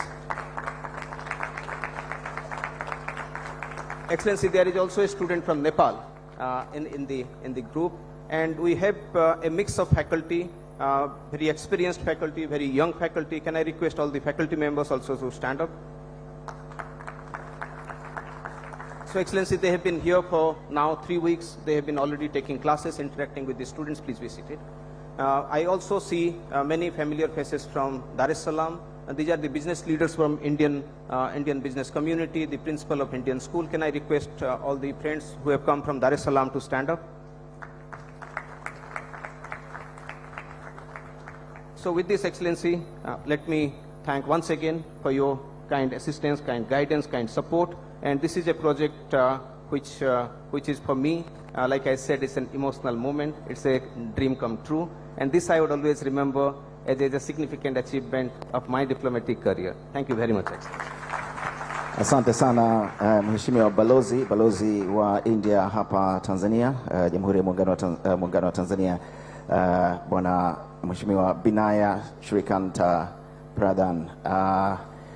I was, just the other day, I was speaking to a student from Bihar, and she said when she saw the opportunity to come and study in Zanzibar, she went for it. And I asked her why. She said she wanted to be part of history. Wherever you are part of history now. Karibu sana. May I call upon Mr. Puneet Roy Kundal, who is the Joint Secretary and Deputy Permanent Secretary. He's a representative from the Ministry of External Affairs, the Government of India. Karibu sana. Thank you. Your Excellency, Dr. Hussein Al Muini, the President of Zanzibar and the Chairman of the Revolutionary Council. Your Excellency Leila Mohammad Musa, Minister of Education. Honorable Speaker Zubair Ali Maulid, Honorable Chief Justice Khamis Ramadan Shaban, my friend Binay, High Commissioner of India, Professor Preeti Agalayam, Consul General of India, other dignitaries, all protocols observed, ladies and gentlemen. Namaskar, a very good morning. I'm honored to come from India to bring the greetings from the Indian leadership, including Prime Minister Modi, as we come together on this momentous occasion. I vividly recall my visit to Zanzibar in July this year, when the MOU for establishing this institute was signed in the august presence of the President. Today, it is a matter of great pride for all of us to witness the inauguration of the first overseas campus of IIT anywhere in the world. When the decision to open IITs outside India was made, it was clear that the first IIT should be established in the global south, further bolstering our commitment expressed under our G20 presidency. Within the global south, Africa emerged as the most trusted and the strategic and perhaps a natural partner for us to do that.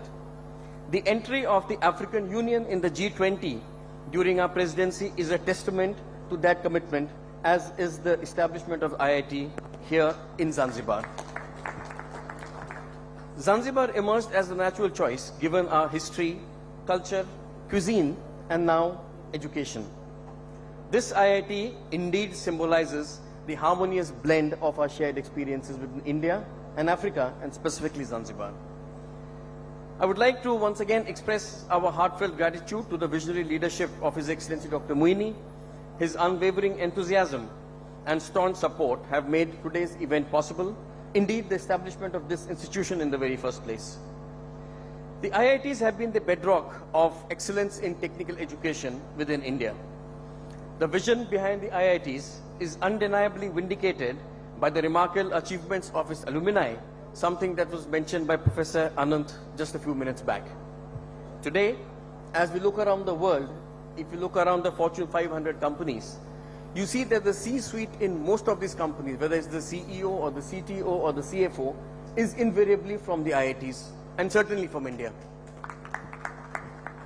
Excellencies, ladies and gentlemen, I am delighted also to welcome the first batch of the inaugural students in the Bachelor of Science and Master of Technology programs in Data Science and Artificial Intelligence. As I look at their promising faces, I see the future alumni who will steer global technology, who will ignite a startup revolution in Zanzibar, Tanzania, and Africa, and pioneer cutting-edge technologies that will enhance the lives of ordinary people. This has been the motto of the IITs in India throughout their existence. I have no doubt in my mind, and on behalf of the Government of India, that I see IIT Zanzibar as the leading Pan-African institution. I would like to focus on the word Pan-African once again, as the Pan-African institution that will nurture the architects of the Africa's rise in the 21st century. I also extend best wishes of the Government of India and my personal wishes to the IIT faculty. As the pioneers of these institutions, I have no doubt in saying that you are the trailblazers, tasked with this with the job of setting the bar of excellence high for the future generations to cross and certainly touch. With the unwavering support of the Government of the United Republic of Tanzania and the Government of Zanzibar, I'm sure of the success of this institution that now represents a shining example of a bilateral cooperation and I can say collaboration. Together, let us script the success story that will resonate across the borders and inspire generations to come. Thank you very much, sir. Thank you very much. Asante sana, Bwana Punit. Thank you very much. And now, ladies and gentlemen, distinguished guests, Your Excellency, as well, brace yourselves for another big surprise. Karibuni. It's our very own students from Kunazini, once again, with an Indian song. Now, this song is sung in Hindu and Tamil, and it's a very special song which has been composed specifically for this event. Talks about the historic ties we've been talking about here, but as well talking about how happy we all are to be here. Karibuni.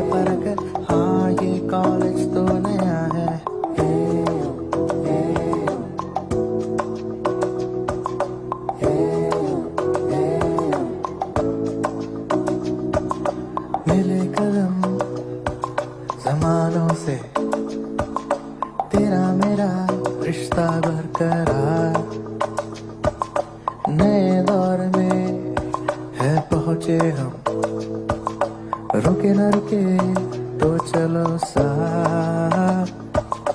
हे कुरका कुरका कुरका कुरका नाम परका परका परका परका वान तिल्लुइर मच्च मिल्ले वान मिल्ले वान मिल्ले. हे कुरका कुरका कुरका कुरका नाम परका परका परका परका वान तिल्लुइर मच्च मिल्ले वान मिल्ले वान मिल्ले. हमने इतिहास रचा है, ये रास्ता जो बुना है. IITM Zanzibar, हाँ ये कॉलेज तो नया है.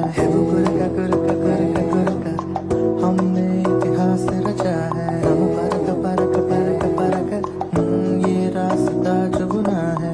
कुरका कुरका कुरका कुरका IITM Zanzibar, हम परका परका परका परका हाँ ये कॉलेज तो नया है.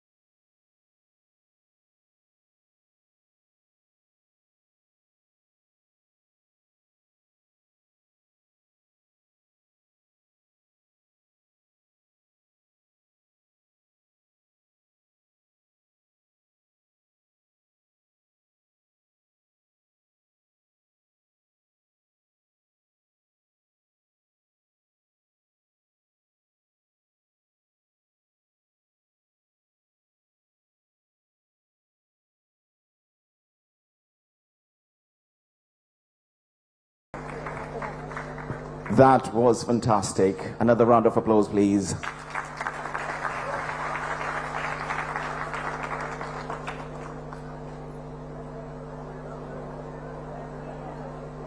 And now there's going to be a classical dance, I'm told. And the kids, tunaweza kwenda sasa jamani? vijana wetu kutoka Mkunazini, tucheze tukiwa tunatoka tafadhali, ili tuweze kumpisha Anushka. Anakuja na performance yake ya classic. Bila shaka, I'm sure growing up, all of us, makofi jamani.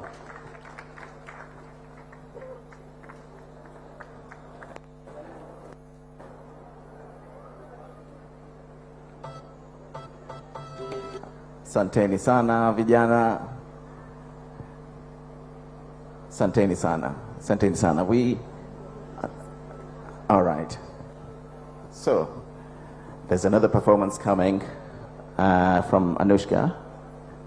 Asanteni sana. I'm sure growing up, we watched a lot of Indian films from Bollywood, and I can tell you what, I can sing a lot of Indian songs without even knowing what they mean, but this is part of us. It's always been part of us, the Indian culture. Karibu sana, Anushka.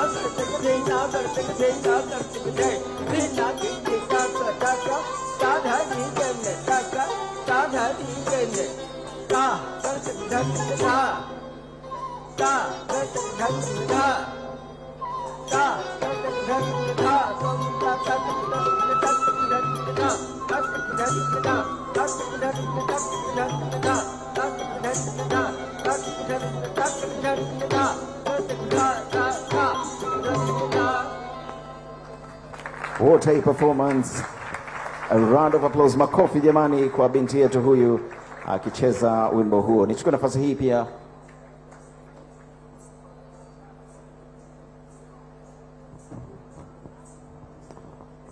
yeah, totally deserves that.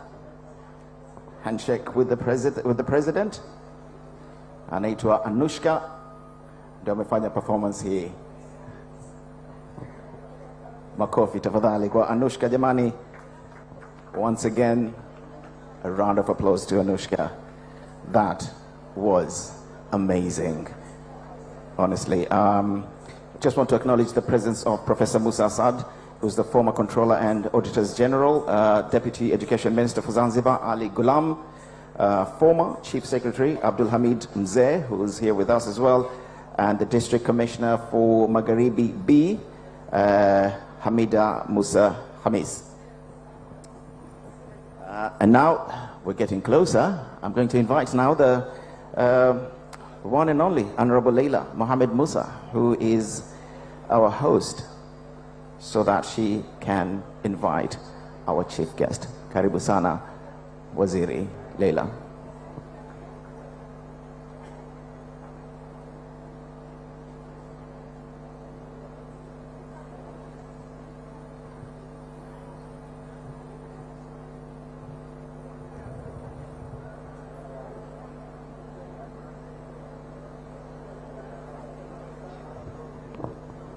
Dr. Mwinyi oye! ITM oye! Elimu oye!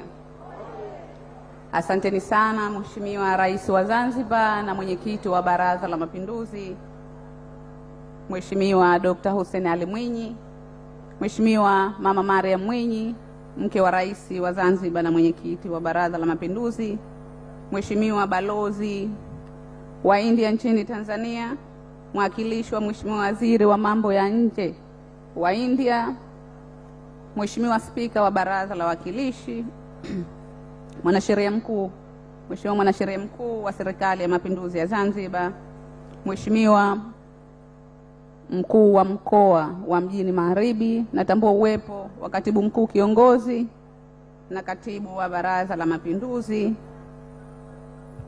Profesa Priti, Mkurugenzi Mtendaji wa Kampas ya IT Madras Zanzibar, waheshimiwa mawaziri na manaibu mawaziri sote tuliopo, na muona Mheshimiwa Waziri wa Afya na Mheshimiwa Naibu Waziri wa Elimu na Mheshimiwa Naibu Waziri wa Ardhi. Natambua uwepo pia waheshimiwa mabalozi mbalimbali na wawakilishi wao ambao wanawakilisha nchi mbalimbali. Natambua pia uwepo wakilishi wa mawaziri wa elimu ambao wanawakilisha mawaziri mbalimbali wa elimu, makatibu wakuu mbalimbali waliopo wakiongozwa na Katibu Mkuu wa Wizara ya Elimu na Naibu Katibu Mkuu wa Wizara ya Elimu, Sayansi na Teknolojia kwa upande wa Tanzania Bara, mwenyekiti wa bodi ya ITTM Madrasa Profesa Mohamed Shehe na wajumbe wako na kuoneni hapo mbele. Natambua uwepo wa viongozi mbalimbali wa taasisi za serikali na taasisi binafsi na mashirika ya kimaendeleo yaliyopo Tanzania. Natambua uwepo pia waheshimiwa mwakilishi wa jimbo la Dimani na mheshimiwa mbunge wa jimbo la Dimani, wakuu wa vyombo vya ulinzi, maprofesa wote tuliopo hapa wa ITT Madrasa Kampas ya Zanzibar na bila shaka Kampas ya IT Madrasa nchini India. Natambua uwepo pia wa steering committee ambayo ndio imetufanya leo tusimame hapa tukiwa tumependeza. Natambua pia uwepo wa wanafunzi wa vyuo vikuu na wakuu wao wa vyuo vikuu vya Tanzania vya ndani, lakini na wanafunzi wenyeji wa IT Madrasa. Natambua pia uwepo kwa wakurugenzi mbalimbali kutoka Wizara ya Elimu na Mafunzo ya Amali na wizara mbalimbali ikiwemo Wizara ya Afya. Natambua uwepo wa wenyeji wetu, viongozi mbalimbali wa shehia hii ya Dimani na wazee wa Dimani wapo hapa na Bweleu pia. Natambua uwepo pia wa wananchi mbalimbali waliohudhuria, mabibi na mabwana, waandishi wa habari, assalamu alaikum. Na wasalimu kwa jina la Jamhuri ya Muungano wa Tanzania. Mheshimiwa Rais, awali ya yote nianze kwa kumshukuru Mwenyezi Mungu kwa kutufikisha salama leo hii tarehe 6 mwezi wa 11 2023 katika eneo hili la Bweleo kwa ajili ya shughuli hii ya uzinduzi wa taasisi kubwa duniani ambayo historia tumeiandika Zanzibar. Mheshimiwa Rais, MC ameniambia jukumu langu ni kukukaribisha wewe, lakini kwa ruhusa yako na kwa muktadha wa shughuli hii naomba niseme machache kabla ya kukukaribisha rasmi. Mheshimiwa Rais, nichukue fursa hii kukushukuru wewe binafsi kwa kukubali kuja leo hii kuungana na sisi kutuzindulia rasmi taasisi hii ya Indian Institute of Technology Madrasa Kampas ya Zanzibar. Tunajua una majukumu mengi na makubwa, lakini kutuunga mkono sisi umetupa heshima kubwa na umetutia moyo sana sana sana, lakini umeonyesha imani yako kwa sekta ya elimu na nia yako ya kuiongoza sekta ya elimu kimaendeleo. Mheshimiwa Rais, kuanzishwa kwa taasisi hii walionitangulia walishaeleza. Nataka hadhara hii ijue, bila ya msimamo wa Mheshimiwa Rais wetu, bila ya maamuzi magumu ya Mheshimiwa Rais wetu, ingalibakia historia ya kuanzishwa kwa kampasi hii Zanzibar. Hilo lazima waliopo hapa Mheshimiwa Rais wajue. Mheshimiwa Rais amekuwa mstari wa mbele katika kuhakikisha anafanikisha jitihada hizi usiku mchana ili kampasi hii iwepo na iwe na viwango sawa sawa na IT madrasa. Mheshimiwa Rais, tunakushukuru kwa maongozo yako, kwa sapoti yako kubwa ambayo umetupa sisi sekta ya elimu katika kuliwafikisha hili.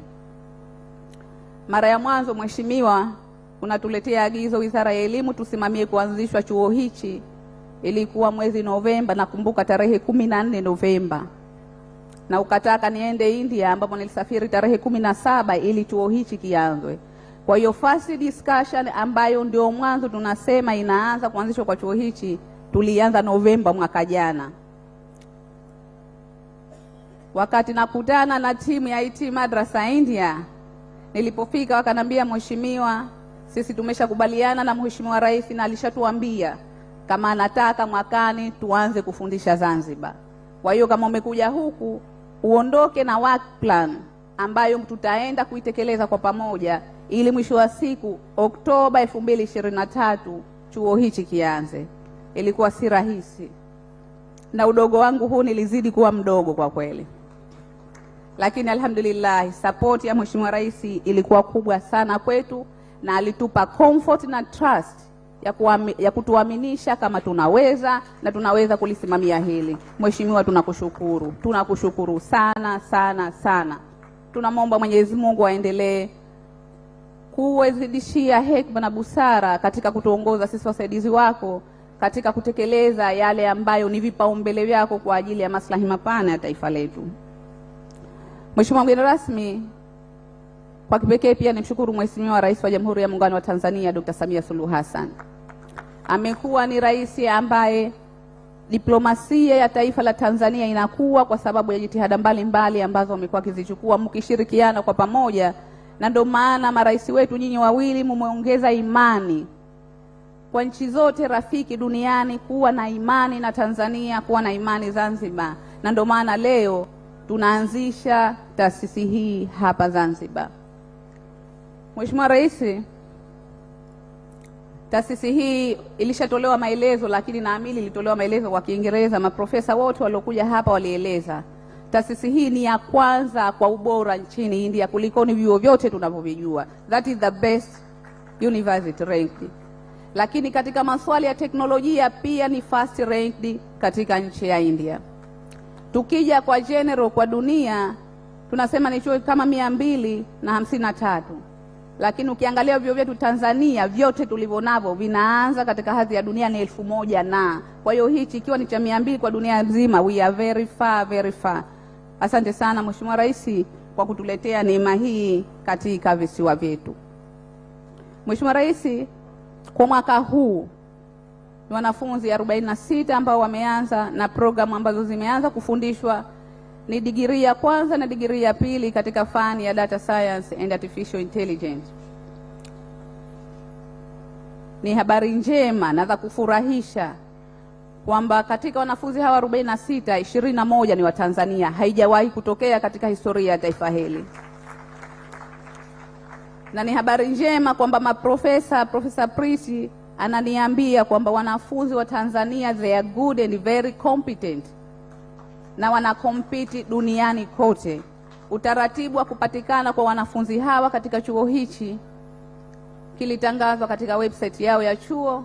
Wanafunzi wakaomba online, wakafanyiwa interview online na wakaja maprofesa Zanzibar wakawahoji physically, lakini sio tu kama waliohoji wa Tanzania, waliohoji wanafunzi mbalimbali duniani. Karibu wanafunzi 1400 waliomba kwa ajili ya kujiunga hapa, 400 waliomba kwa ajili ya kujiunga kampasi hii. Baada ya mchujo mkubwa wakapatikana wanafunzi 70, lakini kwa sababu ya upya na changamoto mbalimbali za kimifumo ya uwezeshaji wa baadhi ya wanafunzi wakadrop dakika la mwisho, tukabakia na wanafunzi 46.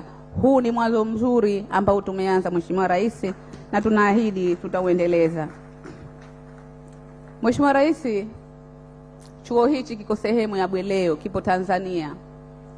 Katika kuhakikisha usalama wa wananchi, nataka nitoe salamu za wazee wa Bweleo. Waliniambia kama kamwambie Mheshimiwa Rais tunamshukuru sana, ametuletea neema ya chuo hichi katika kijiji chetu Bweleo. Tulikuwa hatuko kwenye ramani ya dunia, lakini leo tutaonekana.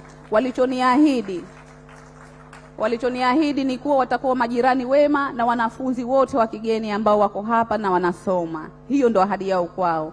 Wakasema usalama wao watahakikisha upo, na watahakikisha wanawapa mashirikiano na wasajione wageni katika visiwa hizi vya Zanzibar kama ilivyo kawaida. Na wao wabitishie bila shaka, na maprofesa wote wageni ambao wako hapa wako katika mikono salama katika eneo hili la Bweleo. Mheshimiwa Rais, tumefanya ziara na umeona miundombinu mbalimbali ya kisasa ambayo ipo katika chuo hichi. Tukushukuru sana Mheshimiwa Rais kwa kuhakikisha kuwa chuo hichi kinakuwa na standard more than. Mimi nimemwambia Profesa Priti wajipange huko, lakini kwa tulivyojipanga Zanzibar na Tanzania, tutahakikisha chuo hichi kinakuwa na ubora zaidi kulikoni hivyo vyuo vyote walivyonavyo huko India. Kwa hiyo wajipange vizuri kwa sababu kasi yetu ni nzuri. Mheshimiwa, kufanyika kwa haya yote kuna jitihada ya watu ambao wamefanya, na nitakuwa mwizi wa shukurani kama hapa sitowashukuru. Mbali na wewe binafsi Mheshimiwa kutuwezesha kifedha, kutuwezesha ushauri, kutuwezesha kila kitu kwa ajili ya kufanyika kwa hili, lakini Mheshimiwa balozi wa India alikuwa mstari wa mbele. Tumekuwa tunafanya kazi, amekuwa part and parcel ya Wizara ya Elimu. Sasa tunafanya kazi usiku na mchana kuhakikisha hili linafanikiwa, na kweli leo historia imeandikwa. Lakini kwa kipekee pia Mheshimiwa, Wizara ya Elimu, Sayansi na Teknologia Tanzania Bara, ikiwemo pamoja na taasisi zake zinazotoa registration ya vyuo, TCU na NACTE. Manake mwanzo lilipokuja wazo chuo kinataka kuanzishwa, kinaanzishwa satellite, sio local university, sio local institution, idhani international institution. Tunafanyaje? Taratibu za nchi zinasemaje na vitu kama hivyo. Utaratibu wa chuo hichi, wanafunzi wanasoma mitaala ambayo inafundishwa India, na vyeti ambavyo watapewa ni vyuo ambavyo vimesainiwa na vinatolewa na taasisi ya India, sio hapa Tanzania. Niwashukuru sana Naibu Katibu Mkuu Wizara ya Sayansi na Teknolojia. Tangu mara ya mwanzo tulipoanza safari hii tulikuwa naye na timu yake. Washauri wetu wakubwa TCU na NACTE walitushauri vizuri na wakatuonyesha njia. Lakini timu mzima ya ITTM Madrasa wakiongezwa na Global Dean of the Global Exchange Program na timu yake walituongoza vizuri sana. Lakini wakipekee kabisa Mheshimiwa, haya yote yasingaliwezekana pia bila ya timu ya Wizara ya Elimu na Mafunzo ya Amali Zanzibar. Mheshimiwa, timu imefanya kazi kubwa na imesimamia vyema kufanikisha hili. Lakini yote hayo, mastering wa mchezo huu ni steering committee, naomba msimame. Professors, yes, you have to stand. Team of steering committee. Mheshimiwa, hapa Zanzibar si ni wapenzi wa movie za Kihindi.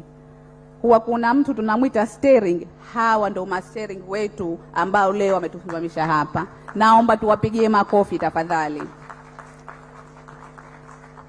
Mheshimiwa, ni mixture steering committee hii, Professor Priti, 3 members from India and 3 members from Tanzania. Lakini nataka nikwambie wamefanya kazi, ilikuwa ni vita. Wanagombana, baadhi ya wakati wanafurahi, baadhi ya wakati wananuniana, lakini linaenda na leo limefika hivi. Kwa kweli tunawashukuru sana. Hatuna maneno ya kuongea ambayo yatatosha kuwasilisha. wametusaidia sana. Amesema Mheshimiwa Balozi, naomba tukae. Chuo hichi ni miezi mitatu tu, kwa sababu tumesign Julai, ilikuwa imeisha August, September, Oktoba, nao Novemba tuko hapa tunazindua. Haikuwa rahisi, wamefanya kazi ngumu sana wakishirikiana na mainjinia wetu mbalimbali ambao walikuwepo katika site hii. Naamini mwanzo ni mgumu, lakini kila tukiendelea mbele kila kitu kitakuwa sawa na kila kitu kitakuwa kama ambavyo tumetarajia. Mheshimiwa, katika kampasi hii kwa sasa kama makubaliano ambavyo yapo, upande wa serikali ya India ni technical part, masuala ya mitaala, ufundishaji na awarding ya certificate na masuala ya enrollment ya wanafunzi. Lakini na upande wa serikali ni part ya administration, wapo local staff ambao ni wazawa. Naomba tusimame local staff wa IT Kampas Madrasa ambao hatukuajiri wape Mheshimiwa Rais, lakini tulichukua kutoka taasisi mbalimbali kutokana na uzoefu wao, na wapo wameanza kazi rasmi. Lakini pia kwa upande wa maprofesa, kwa upande wa India tayari Mheshimiwa Balozi amesha watambulisha. Naomba itoshe kwa utambulisho ambao wamepewa. Jukumu lao ni kuwafundisha vijana wetu katika ubora na viwango kama ambavyo tumekubaliana, na sisi serikali tumejicommit. Mheshimiwa, wizara ipo tayari kuendelea kuwasapoti wageni wetu hawa kwa ajili ya kuendelea kufanya kazi zao kwa ufanisi.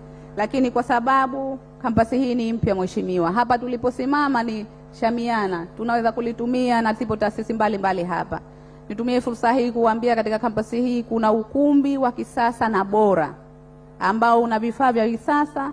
Tukiwa na mikutano yetu tunaweza kuja hapa kwa ajili ya kufanya mikutano ambayo tunayo theater inaingia wageni zaidi ya 100, lakini na hapa zaidi ya 300 mpaka 500 wanaweza kuwa accommodated. Hichi ni kitu kikubwa. Lakini yapo mashirika na taasisi mbalimbali na makampuni mbalimbali hapa. Ni fursa hii waitumie kuja huku kwa ajili ya kuwapa fursa vijana wetu hawa kwa ajili ya kufanya mazoezi mbalimbali katika makampuni yao, ili wazidi kuongezea uwezo pamoja na kuwaendeleza na kupata fursa ambayo tusingalipata bila ya jitihada ya viongozi wetu. Mheshimiwa mgeni rasmi, baada ya kusema hayo, sasa kwa heshima na taadhima naomba nikukaribishe rasmi. Lakini kabla ya kukaribisha Mheshimiwa, nimewauliza hapa mbona tuko Zanzibar sijaona ladha ya Zanzibar. Naomba na sorgo kidogo utupe burudani, alafu nitarudi kumkaribisha Mheshimiwa Rais. Asanteni sana kwa kunisikiliza.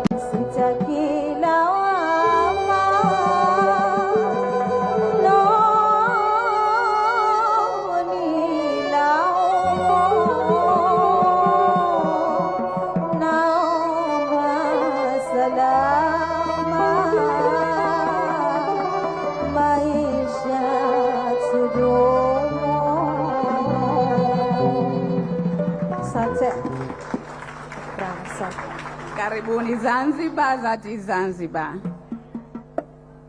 Asante sana. Burudani sasa kwa heshima na taadhima. Baada ya burudani hiyo rasmi, naomba Mheshimiwa Rais nikukaribishe ili uweze kuongea na hadhara hii. Karibu sana.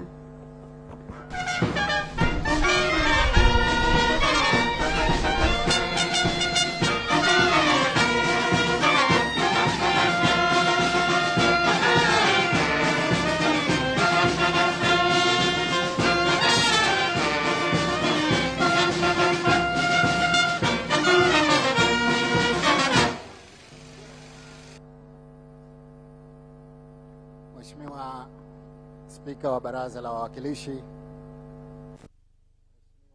Waziri wa Elimu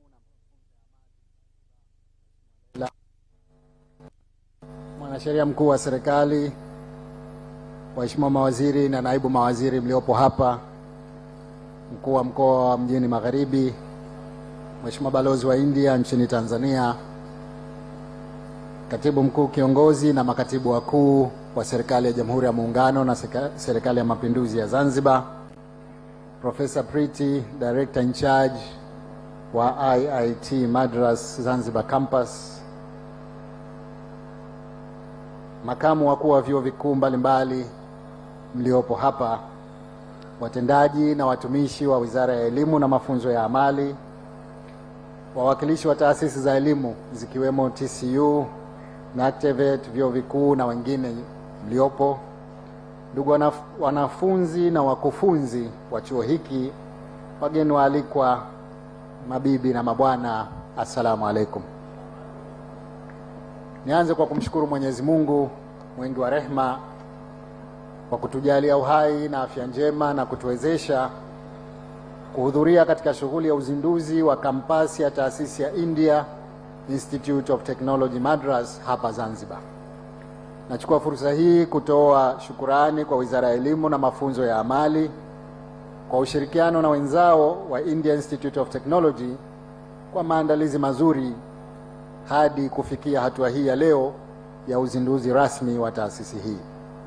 Kadhalika napenda kuwashukuru waalikwa wote kwa kuhudhuria katika shughuli hii ambayo ni hatua nyingine ya maendeleo ya sekta ya elimu hapa Zanzibar na ukanda huu wa Afrika ya Mashariki na Kati.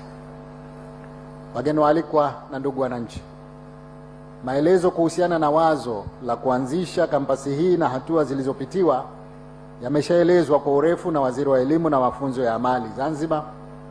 Aidha, maelezo yanayohusu aina ya taaluma katika chuo hiki na matarajio ya baadaye yameshaelezwa kwa urefu na mkurugenzi wa kampasi hii, yani Director in Charge Professor Priti.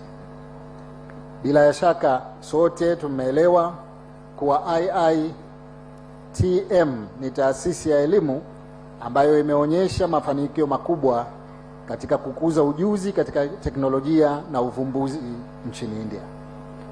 Tokea kuanzisha kwake, taasisi hii imekuwa ikitoa wahandisi waliobobea wanaojulikana kwa ubunifu na ujuzi wao katika sekta ya teknolojia na uvumbuzi. Wataalamu wanaohitimu katika taasisi hii wameenea duniani kote na wanatumika katika nchi mbalimbali. Wageni waalikwa na ndugu wananchi, lengo kuu la serikali lililopelekea kuchukua uamuzi wa kuanzisha tawi la IIT hapa Zanzibar kwa kushirikiana na serikali ya India ni kuleta maendeleo ya nchi yetu na watu wake kielimu, kiuchumi na kijamii. Serikali imeamua kwa makusudi kuanzisha kampasi hii ili kuharakisha utekelezaji wa mipango yetu na kufikia maendeleo yanayotarajiwa. Ili kufikia dira yetu ya mwaka 2050, tunahitaji kuwekeza zaidi katika kuwatayarisha wafanyakazi wenye taaluma na ujuzi wa hali ya juu ili kujenga taifa bora kiuchumi na kijamii. Hatuwezi kufanya mageuzi ya kiuchumi, yani economic transformation, ambayo ndio nguzo ya kwanza ya dira ya Zanzibar ya 2050 bila ya kuwa na wataalamu wenye ujuzi unaohitajika ambao unakwenda sambamba na dunia tunayoishi. Kwa hivyo, kuwepo kwa kampasi ya IIT hapa Zanzibar ni hatua moja kubwa sana ya kuweza kutayarisha mazingira bora ya kufanikisha utekelezaji wa dira yetu ya 2050. Wageni waalikwa, ndugu wananchi, mabibi na mabwana, kwa sasa serikali inatekeleza mageuzi makubwa ya elimu. Mitaala yetu ya elimu hapa Zanzibar na ya Tanzania kwa ujumla inalenga kujenga ujuzi zaidi ambao utawawezesha wanafunzi kuweza kuyatumia maarifa walioyapata kwa vitendo. Ni matarajio yetu kuwa chuo hiki kitatoa wataalamu mbalimbali hasa katika sekta ya teknolojia na ubunifu. Katika kufikia hayo, tutakuwa tunapiga hatua katika utekelezaji wa malengo ya dunia ya malengo endelevu. Lengo la 4 la malengo endelevu ni upatikanaji wa elimu bora, yani quality education. Hivyo, kuwepo kwa chuo hiki ni hatua moja muhimu ya kuboresha sekta ya elimu, hasa kwa upande wa elimu ya juu na teknolojia. Hivi sasa Zanzibar, Tanzania na Afrika kwa ujumla tuna uhitaji mkubwa wa wataalamu wa teknolojia ili kusaidia kukabiliana na changamoto za kimaendeleo zinazotukabili. Tunaamini kuwa kupitia wataalamu wenye ujuzi wa hali ya juu na watafiti ambao watafundisha katika chuo hiki, wahitimu watakaomaliza hapa watakuwa wamejengewa maarifa na ujuzi unaohitajika duniani. Wahitimu hao wataweza kutatua changamoto zinazokabili sekta mbalimbali zikiwemo nishati, kilimo, afya, elimu, viwanda na nyingine nyingi. Upatikanaji wa wataalamu hawa utasukuma pia katika utekelezaji wa lengo la 9 katika malengo ya dunia ambalo ni la viwanda, ubunifu na miundombinu, yani industry, innovation and infrastructure. Uanzishaji wa kampasi hii utazisogeza karibu fursa za kupata wataalamu ambao watatumika katika viwanda, ubunifu na miundombinu katika nchi yetu na bara la Afrika kwa ujumla. Ndugu waalikwa na ndugu wananchi, mabibi na mabwana, uanzishwaji wa kampasi hii pia utatoa fursa ya ushirikiano kati ya watafiti na wataalamu wa ndani na nje ya nchi. Hali hii itasaidia kuhamasisha uvumbuzi na kuongeza uwezo wetu wa kukabiliana na changamoto za kiteknolojia. Nimejulishwa kuwa kuna utafiti ambao utafanywa katika kampasi hii wa sayansi ya data ambao utadhaminiwa na IIT Madras, kampasi ya India, kwa ajili ya mji wa Zanzibar, yani Data Science Project for Zanzibar City. Tafiti kama hizi zitasaidia sana serikali kufanya maamuzi sahihi na hivyo kuharakisha maendeleo ya taifa letu.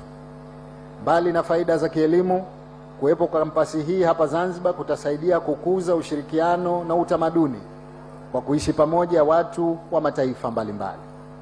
Tunategemea mchanganyiko wa wanafunzi kutoka mataifa mbalimbali utajenga ushirikiano kati yao. Kwa kuanzia, nimearifiwa kuwa kampasi hii itaanza na mchanganyiko wa wanafunzi kutoka Tanzania bara, Zanzibar, India na Nepal. Wageni waalikwa, ndugu wananchi, mabibi na mabwana, mipango ya serikali ni kuanza kwa kampasi hii ya muda na baadaye kujenga kampasi ya kudumu ambayo itakuwa na uwezo wa kutoa programu zote zinazotolewa na kampasi mama ya IIT Madras, India.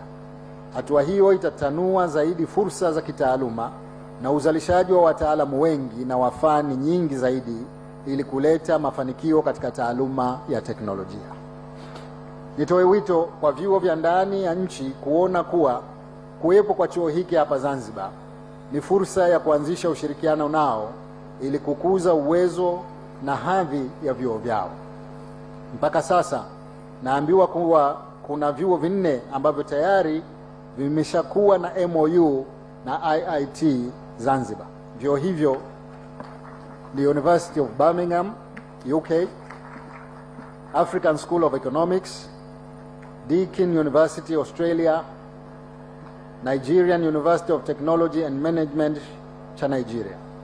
Hivyo vyuo vyetu vya ndani na vyuo vyote vya Afrika vione ushirikiano na IIT utasaidia kunyanyua hadhi ya vyuo vyao na kuwezesha wafanyakazi na wanafunzi wao kupata fursa kubwa zaidi za kitaaluma na kutambulika zaidi duniani. Wageni waalikwa, mabibi na mabwana, nichukue fursa hii kipekee kuzitaka taasisi mbalimbali hapa nchini kuimarisha huduma zao ili kuwasaidia wanafunzi na wataalamu wanaoamua kuja katika chuo hiki. Idara ya uhamiaji ina wajibu wa kushughulikia masuala ya visa kwa wanafunzi na wakufunzi ili isiwe kikwazo kwa wahusika. Suala la usalama nalo linahitajika kuimarishwa. Nawapongeza kwa dhati kabisa wanafunzi wote walioomba kujiunga na chuo hiki na wale waliobahatika kuchaguliwa. Serikali itahakikisha inatoa udhamini kwa wanafunzi wengi kadri itakavyowezekana. Napenda kuchukua nafasi hii kuwasihi vijana wa Zanzibar na wa Tanzania kwa ujumla wasiache fursa hii mwakani. Natoa wito kwa nchi mbalimbali za Afrika na duniani kutumia fursa hii ya kuja kusoma hapa Zanzibar. Tunasema karibuni sana. Kwenu wanafunzi na kutakeni muwe mabalozi wazuri wa nchi yenu kwa kukitangaza chuo hiki. Wanafunzi wengi zaidi kutoka mataifa mbalimbali waje wajiunge. Mkiwa katika taasisi hii, mna wajibu wa kufanya juhudi ili muonyeshe uwezo wenu na tuyafikie yale tunayoyatarajia katika uanzishwaji wa kampasi hii. Mategemeo yetu ni kuwa mtachukua nafasi hii kuendeleza hadhi ya chuo hiki na nchi yetu kwa ujumla. Wageni waalikwa, ndugu wananchi, mabibi na mabwana, kwa vile kampasi hii ndio kwanza inaanza, naamini kutakuwa na changamoto za hapa na pale. Ni matumaini yangu kuwa uongozi wa Wizara ya Elimu na Mafunzo ya Amali na IIT watakabiliana na changamoto hizo ili chuo kiendelee na kuleta matunda yanayotarajiwa. Nachukua nafasi hii kutoa wito kwa taasisi mbalimbali za Tanzania kuwasaidia na kuwapa udhamini wanafunzi watakaobahatika kujiunga na chuo hiki kwa kadri itakavyowezekana. Kabla ya kumalizia hotuba yangu, napenda kuchukua nafasi hii kuwashukuru kwa dhati kabisa watu wote waliochangia kwa maoni, mipango na utekelezaji katika matayarisho ya kuanzishwa kwa kampasi hii. Shukrani maalum ziende kwa Wizara ya Elimu na Mafunzo ya Amali na Wizara ya Elimu, Sayansi na Teknolojia ya Jamhuri ya Muungano wa Tanzania, Ubalozi wa India chini ya balozi, tunakushukuru sana Mheshimiwa Balozi, na ubalozi mdogo wa India hapa Zanzibar. Aidha, napenda niwashukuru kamati tendaji ya Zanzibar na India, NACTVET, TCU na wengine wote ambao sitoweza kuwataja mmoja mmoja kwa sababu ya wingi wao. Tunakutakieni nyote kila laheri na tunakushukuruni sana.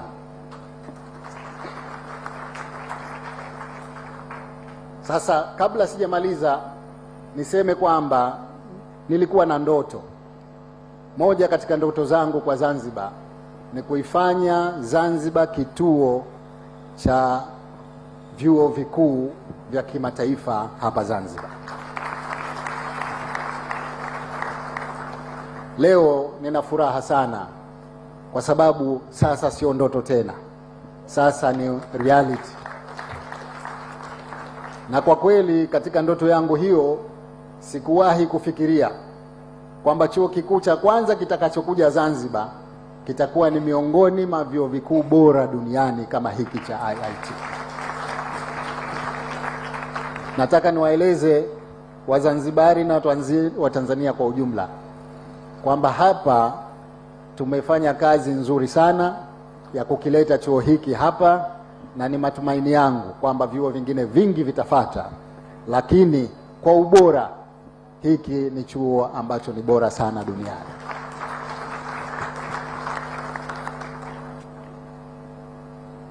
Lakini kama walivyosema walionitangulia kuhusu uharaka wa kuanzisha chuo hiki, mwezi wa Julai ndio tulisaini MOU. Leo mwanzoni mwa Novemba wanafunzi wameshaanza. Kwa wanaojua uanzishaji wa vyuo vikuu, jambo hili halijapata kutokea. Lakini hii ndio spidi ya mambo yanavyokwenda hapa Zanzibar. Ukipata tabu ya kuanzisha chochote duniani, wewe njoo Zanzibar.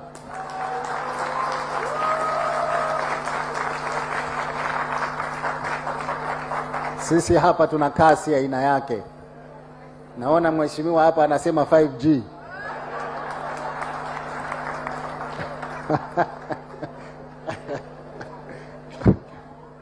Kwa kweli nimefarijika sana kwamba ndani ya miezi mitatu tumeweza kufanya yote haya na leo tunafungua hichi chuo.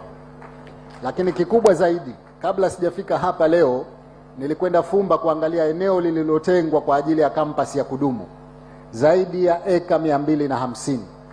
Nataka nikuhakikishieni kwamba kabla sijamaliza uongozi wangu katika serikali ya Zanzibar, ninataka tuwe na kampasi ya kisasa pale Fumba.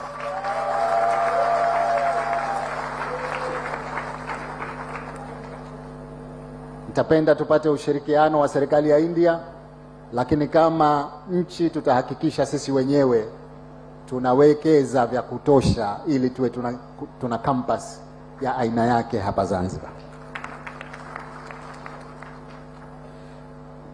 Shukrani kwa wote, hususan serikali ya India. Hili jambo si dogo ndugu zangu. IIT Madras hawajawahi kuanzisha kampasi nje ya India. Kwa hivyo ukiambiwa nchi ya kwanza waliokwenda kutoka India ni Zanzibar, hili ni jambo kubwa. Tunawashukuru, tunawapongeza. Nataka niseme kwamba hatutowaangusha. Serikali itasimama kuhakikisha hichi chuo kinakuwa bora kama kampasi nyingine zote walizokuwa nazo kule India au zaidi. Nimshukuru Mheshimiwa Balozi, kwa kweli kajitoa sana, kajitahidi sana, kalisimamia jambo hili sana. Asante sana Mheshimiwa Balozi. Kama ulivyosema katika hotuba yako kwamba moja ya achievement zako katika diplomatic career yako ni uanzishaji wa chuo hiki, na mimi nataka niseme hata katika achievement za presidency yangu ni chuo hiki.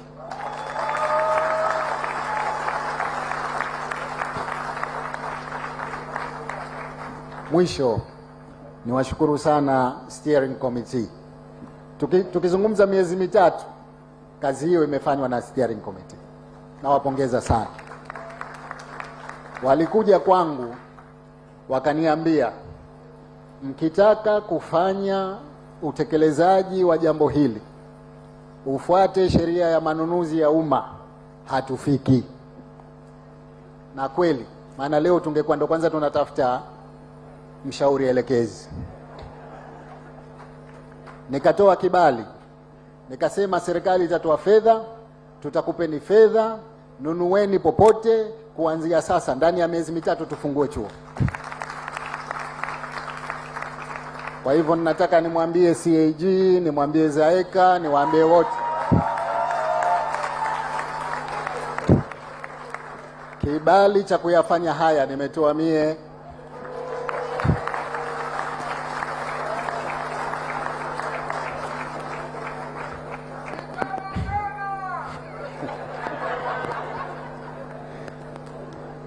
Na tusipofanya hivi ndugu zangu, hadithi zitakuwa nyingi.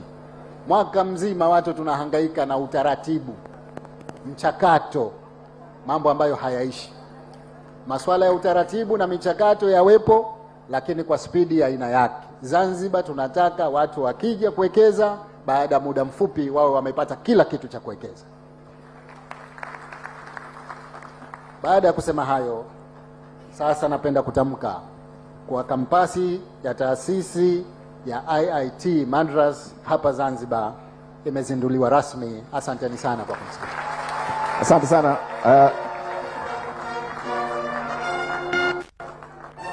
Mheshimiwa mgeni rasmi,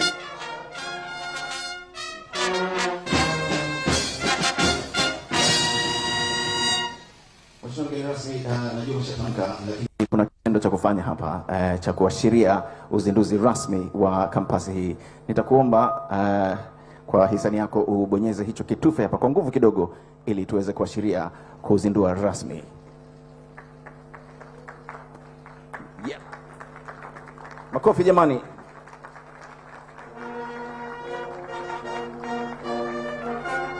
Asante sana mheshimiwa.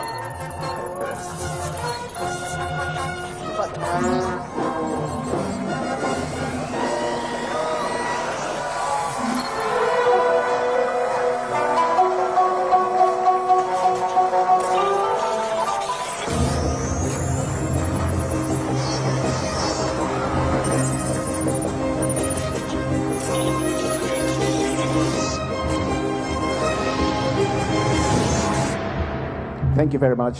Mheshimiwa mgeni rasmi Kai, you may be seated. Asante sana. Na shughuli ambayo itafuata sasa hivi, Mheshimiwa mgeni rasmi, kwa ridhaa yako nitaomba ukabidhi vyeti kwa secretariat ambayo imefanikisha shughuli hii, na ningeomba tu jipange kwa ajili ya utaratibu huo. Mheshimiwa mgeni rasmi, kwa ridhaa yako utakapokuwa tayari nitakuomba tena usimame ili tuweze kutoa uweze kukabidhi vyeti kwa secretariat ambayo imeweza kufanikisha jambo hili la kihistoria kabisa, na ningeomba wana secretariat mkae standby kabisa ili kuweza kuja kukabidhiwa. Ni tuanze na Dr. Mwanahamis Adam Amir, tafadhali.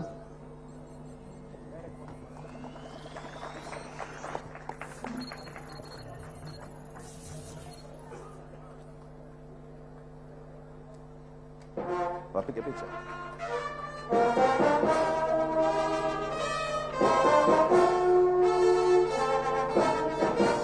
Professor Ramamurthy, please, if you can, for a certificate. Thank you very much.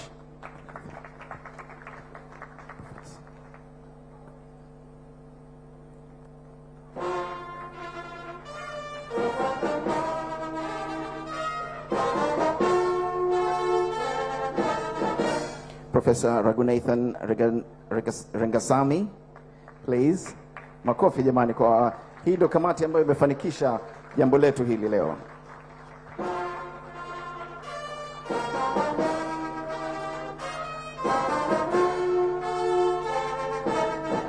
Professor Priti Agalayam, mkurugenzi wetu wa chuo huyu, mkurugenzi mtendaji, makofi.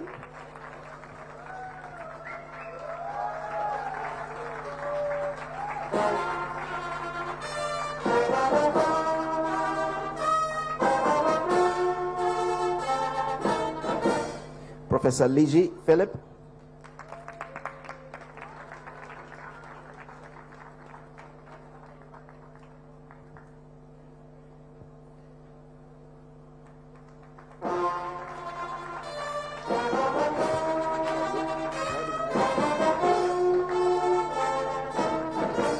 Dr. Mahmoud Abdul Wahab Alawi, tafadhali, makofi jamani. Ndio majembe ya Zanzibar haya.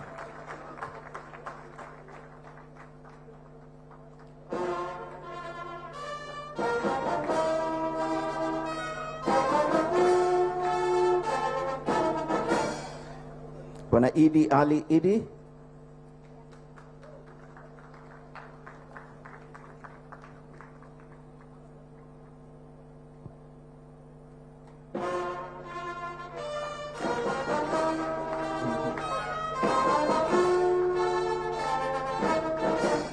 And last but not least, Mr. Abdul Rahman Ali Hassan.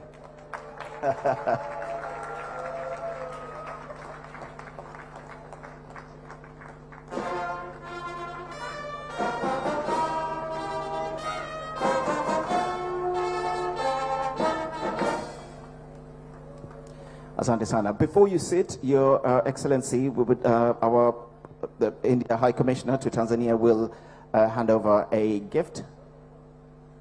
There's two actually.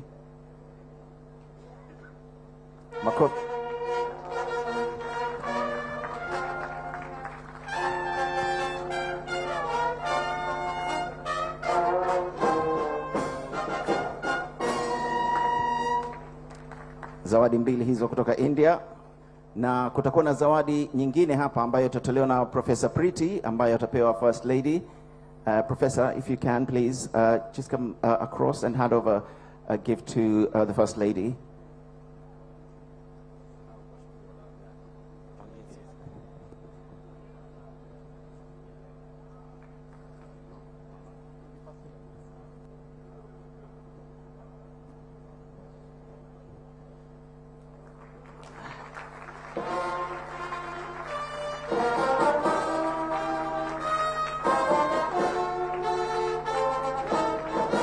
Asante sana. Makofi mengi tafadhali. Mheshimiwa, naomba tukae. Asante sana. Nichukue muda huu pia ku acknowledge the presence of representatives from the Ministry of Education led by Madam Janet Museveni. They are here from Uganda. Asanteni sana, karibuni sana. If you could wave please, representatives from Uganda. Hawa hapa wametoka Uganda, majirani zetu, wamekuja kumwakilisha waziri wa elimu wa Uganda. So what we're going to do now is a photo session. I believe the chairs have been removed at the back. What we're going to do is utaratibu ni kuwa utakuja na utapita hapa na kushuka upande kule baada ya kupiga picha. Na picha ya kwanza, upiga picha mko wapi? Nadhani tutaanza na picha hii ya high table. Halafu nitaomba mawaziri, manaibu mawaziri, makatibu wakuu na wakurugenzi ndio mtakuwa watu wa kwanza baada ya picha hii ya meza kuu itakapokamilika. Tafadhali sana. And then after that, I would like to later on, after the cabinet ministers, ambassadors and high commissioners, please, who are here, present here today.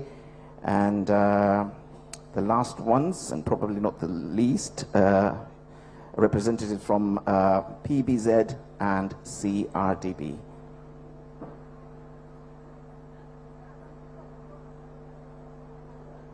Daddy. Rich.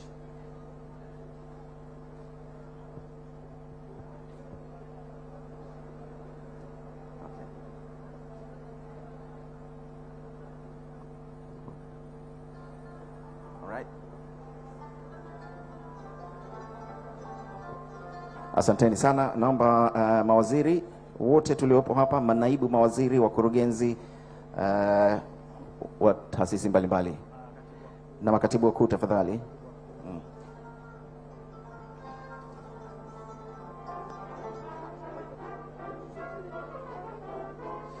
Mawaziri, manaibu mawaziri, wakurugenzi,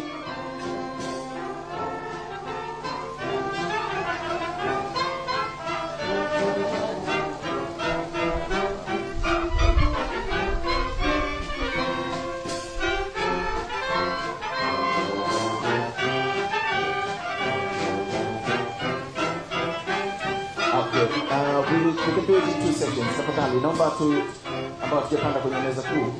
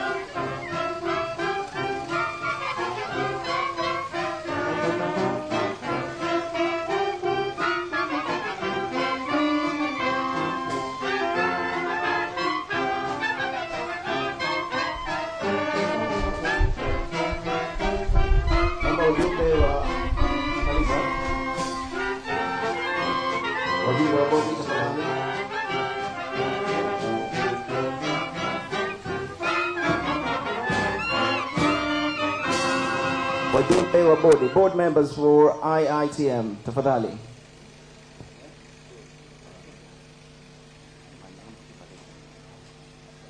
Asante sana. Tunaomba mabalozi, ambassadors, high commissioners, and representatives of any international organizations, please step forward and take a photo with the president.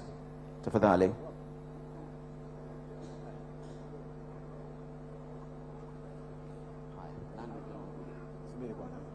Kwanza maliza.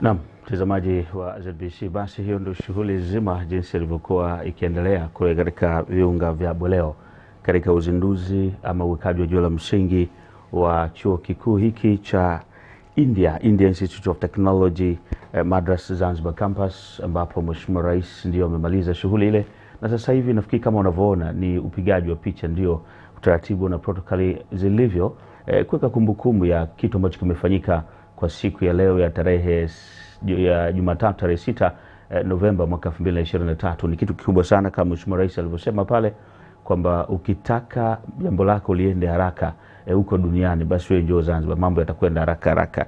Nafikiri tumeona ile MOU, Memorandum of Understanding, ambayo ilisainiwa Julai. Leo hii tunazungumza mwanzoni mwa Novemba, tayari chuo hiki kimezinduliwa, lakini kuna kozi mbili tayari zinasomeshwa pale chuoni, ikiwemo ile ya Artificial Intelligence ambayo ni AI ambayo ni maarufu kabisa, lakini kulikuwa kuna kozi nyingine ya data pia inasomeshwa tayari. Kozi mbili hizi zimechukua nafasi pale.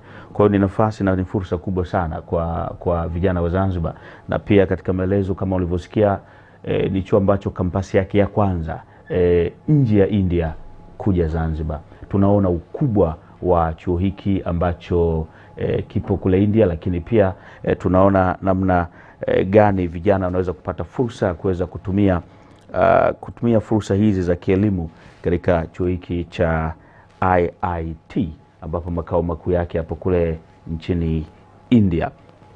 Na kampasi ya kwanza nje ya India ni katika visiwa hivi vya marashi ya karafuu hapa Zanzibar, na vijana ama ni wanafunzi tayari kutoka India, kutoka Nepals na Tanzania tayari wamesha anza masomo katika kozi hizi mbili ambazo zinatolewa katika chuo hiki.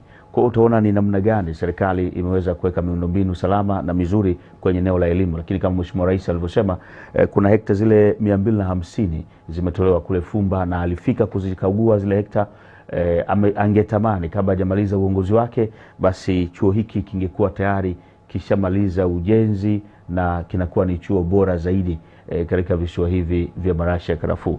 Kwa unaona, katika mifumo ile ya elimu, balishaji wa mitaala lazima iendane na uwekezaji kwenye sekta ya elimu. Tunaona viko vyuo ambavyo vimewekezwa ama vipo ndani humu, kiwemo cha serikali cha SUZA, lakini viko vyuo vingine mbalimbali na vyuo vya kati, na IIT India Institute of Technology Kampas ya Zanzibar kitakuwa ni chuo kingine cha kimataifa ambacho kipo Zanzibar. Na ujio wageni, ambapo wakati wa utambulisho wageni tuliwaona ama tulisikia wageni kadhaa kutoka katika nchi jirani za Tanzania.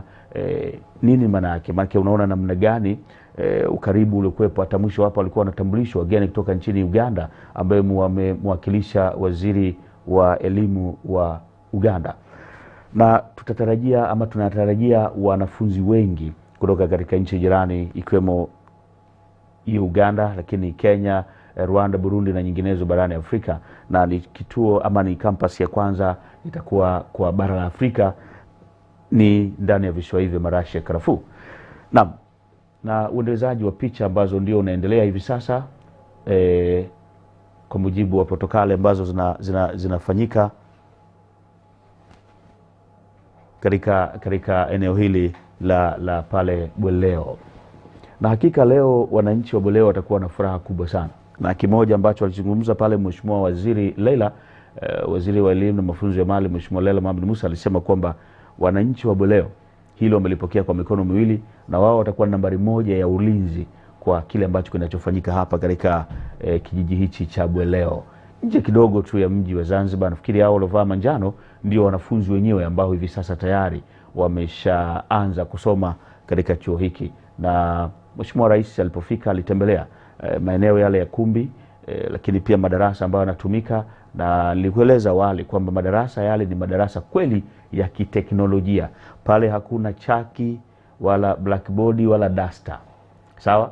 Pale ni teknolojia tu. Nafikiri umeona pale Mheshimiwa Rais alipoenda kuweka saini ya kwenye ule screen kubwa kabisa ambayo imewekwa pale. Kwa wanafunzi watasoma teknolojia, na ule utaratibu ambao utafanyika. Kwa hiyo ni utofauti mkubwa sana. Hiki ni chuo cha kimataifa, kwa hiyo lazima kuonekane utofauti kwamba kweli hiki ni chuo cha kimataifa kabisa. Huyo hapo ni mwakilishi wa, tunamuona anakwenda hapo, mwakilishi wa jimbo hilo la Dimani pamoja na mbunge wake pale, mbunge Mustafa. Huku mwingine kushoto karibu ni diwani wa wadi ile ya Dimani. Kwa kweli ni siku ya aina yake. Wanasema hii ni siku ya vijana wana neno wanasema huku mtaani kujimwambafai. Huyo ni Abdalla Sharia, aliwahi kuwa pia mbunge wa jimbo hilo la Dimani. Kwa hiyo hapo utaona picha imetimia kweli kweli. Bonge moja ya mtu kapanda juu alafu baba cha kweli kweli. Abdalla Sharia na wengine ni wananchi mbalimbali wa Bweleo. Namuona pale mzee wangu mzee Ali Mwinjuma Kirobo. Yeye ni mwenyeji kabisa wa kijiji cha Bweleo kwenye picha ile ambayo inayopendeza kweli kweli. Hawa ni wazee pamoja na wazee wa pale Bweleo na vijiji jirani pale vya Bweleo. Kwa kweli ni kazi kubwa sana ya wazee sasa, kuhakikisha kwamba wanawasimamia vijana wanasoma ili waweze kufikia hatua ambayo wanaweza kuingia katika vyuo hivi. Sifa za kuingia kwenye chuo hiki ni kubwa ambazo zilielezwa pale awali. Ni chuo ambacho kina mona mzee Kirobo anasalimiana pale na Mheshimiwa Rais, ambapo kama unakumbuka vizuri nyuma hapa sio miezi miwili mitatu hivi waliwahi kufika ile kamati ya wazee ya kijiji cha Bweleo, waliitwa pale Ikulu kwa Mheshimiwa Rais, wakazungumza naye mawili matatu. Basi bado Mheshimiwa Rais anakumbuka zile, ndio pale akamsalimia mzee. Bado picha zinaendelea.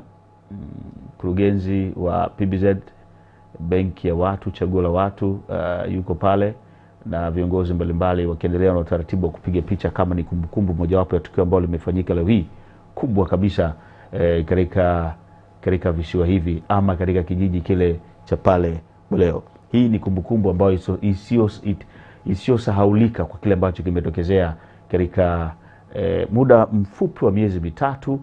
Tumeweza ama serikali imeweza kusimamia hili na moja kwa moja kuweza kuanzisha chuo. Taratibu za kuanzisha chuo cha kimataifa ni kubwa na zinafahamika, zinaeleweka, lakini kwa uharaka na maono ya Mheshimiwa Rais wa Zanzibar na mwenyekiti wa Baraza la Mapinduzi akaona hapana, hizi taratibu kidogo za kimanunuzi niziweke kando, akatoa kibali maalum, na ndio mwisho pale nafikiri tulisikia akatoa kibali maalum kwa ajili ya kuharakisha utekelezaji wa vitu kadhaa kwenye hili kwa umuhimu wake. Ndio maana Mheshimiwa Rais akafanya hivyo. Na utaratibu nafikiri wa manunuzi unajulikana, kuna mchakato fulani unapitiwa. Hili liliwekwa pembeni kwa sababu ya uharaka wa chuo hiki na sifa moja kubwa, na hao unaona sasa hivi hao wamevaa t-shirt ama fulana rangi ya manjano, ndio wanafunzi wenyewe ambao wapo katika chuo kile pale Bweleo. Huwezi kuamini, pale pana Watanzania lakini pana Wahindi, pana na wa Nepalizi ama Nepals pia wako pale. Nafikiri unaona jinsi vijana wadogo kabisa. Teknolojia hii lazima kuwe kuna vijana wadogo ambao wanaweza kuwa wanaweza kuitumikia teknolojia hii ama tasnia hii ya kidijitali hivi sasa duniani. Naam, kuna wengine wanapanda pale nao wakapata nafasi ya kupiga picha kuweka kumbukumbu na Mheshimiwa Rais wa Zanzibar na mwenyekiti wa Baraza la Mapinduzi na viongozi kadhaa ambao wapo katika ukumbi ule. Watu ni wengi na shughuli ilifana kweli, japo kwa hali ya hewa nafikiri ya mvua hapa na pale. Hawa ni wengine akiwemo na yule anacheza anasema natch. Kuna mchezo fulani ule dada alikuwa anacheza wa Kihindi ule, safi kweli kweli, wa kudensi kwa miguu na mikono, ilikuwa inapendeza na wengi walikuwa wanalifurahia hilo tukio. Na bado kuna viongozi wengine mbalimbali nao wanafika pale kwenda kupiga picha na viongozi wakuu. Haya, safi sana. Kwa hiyo ni nafasi ya Wazanzibar na Watanzania kwa ujumla ama wa Afrika Mashariki na Afrika kwa jumla kutumia nafasi hii kuja katika chuo hiki cha IIT Madras Zanzibar Kampas. Na nafikiri tukiendeleza muendelezo ule wa kuona namna gani wanafunzi watakavyoweza kuchangamkia fursa hii, basi baada ya muda mfupi vijana wengi wetu wataweza kuhudhuria katika chuo hiki kwa ajili ya kupata masomo. Na mifumo zile kozi ambazo nilikwambia awali zatolewa hapa, artificial intelligence nafikiri tunaelewa vizuri, lakini kwa upande wa data, namna utunzaji wa data, namna uwekaji wa data kumradhi, namna kusimamia mifumo ya data ambayo ni swala kubwa sana duniani. Dunia hivi sasa inaongozwa kwa taarifa, na ndio maana kuna tehama masuala ya teknolojia ya habari hayo. Kwa hiyo kwa mfano kwenye uwekaji wa taarifa zetu, unaweza unatumia mifumo ya kompyuta na kuretrieve taarifa zote na zikapatikana kwa wakati, kuliko kutafuta madaftari, counter buku na vitu vingine mbalimbali ili kuweza kuweka kumbukumbu. Baada muda mfupi hizo kumbukumbu unaweza ukashindwa kuziona. Sasa hivi ni muda wa viongozi wa ulinzi na usalama. Hao ndio viongozi wa ulinzi na usalama wa Tanzania yetu ama wa Zanzibar yetu. Naona jeshi la polisi, wana maji, lakini JWTZ zetu fire, lakini kuna JKU pamoja na magereza ama mafunzo wapo pale, pamoja na askari uhamiaji. Hivi ni vikosi vya ulinzi na usalama ambao vinasimamia kazi yao vizuri sana, japokuwa wananchi wa Boleo wameliahidi hili kuhakikisha kwamba chuo hiki kitakuwa sehemu salama na kusimamiwa na wanakijiji. Sehemu yote ya uwekezaji, wanakijiji ni muhimu kushirikishwa wao kwanza, ili waridhie ama si kama ni kuridhia, lakini pia waone namna gani wao wanawekwa mbele kwenye ushirikishwaji ule wa maendeleo katika maeneo ambayo wapo. Kwa hiyo hili lilifanyika kwa vitendo, na kamati ile ilifanya kazi kubwa sana kuhakikisha kwamba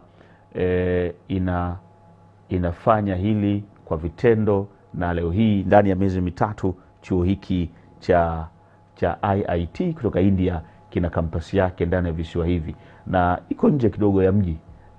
Ndo maendeleo yenyewe hayo. Na Mheshimiwa Rais amesema basi anatamani angalau akifika muda wa kuhitimu uongozi wake, chuo hiki kampasi zote ziwe zimejenga na zimekamilika, ambayo inaongozwa na chuo hiki inaongozwa na Profesa Priti Agalayam.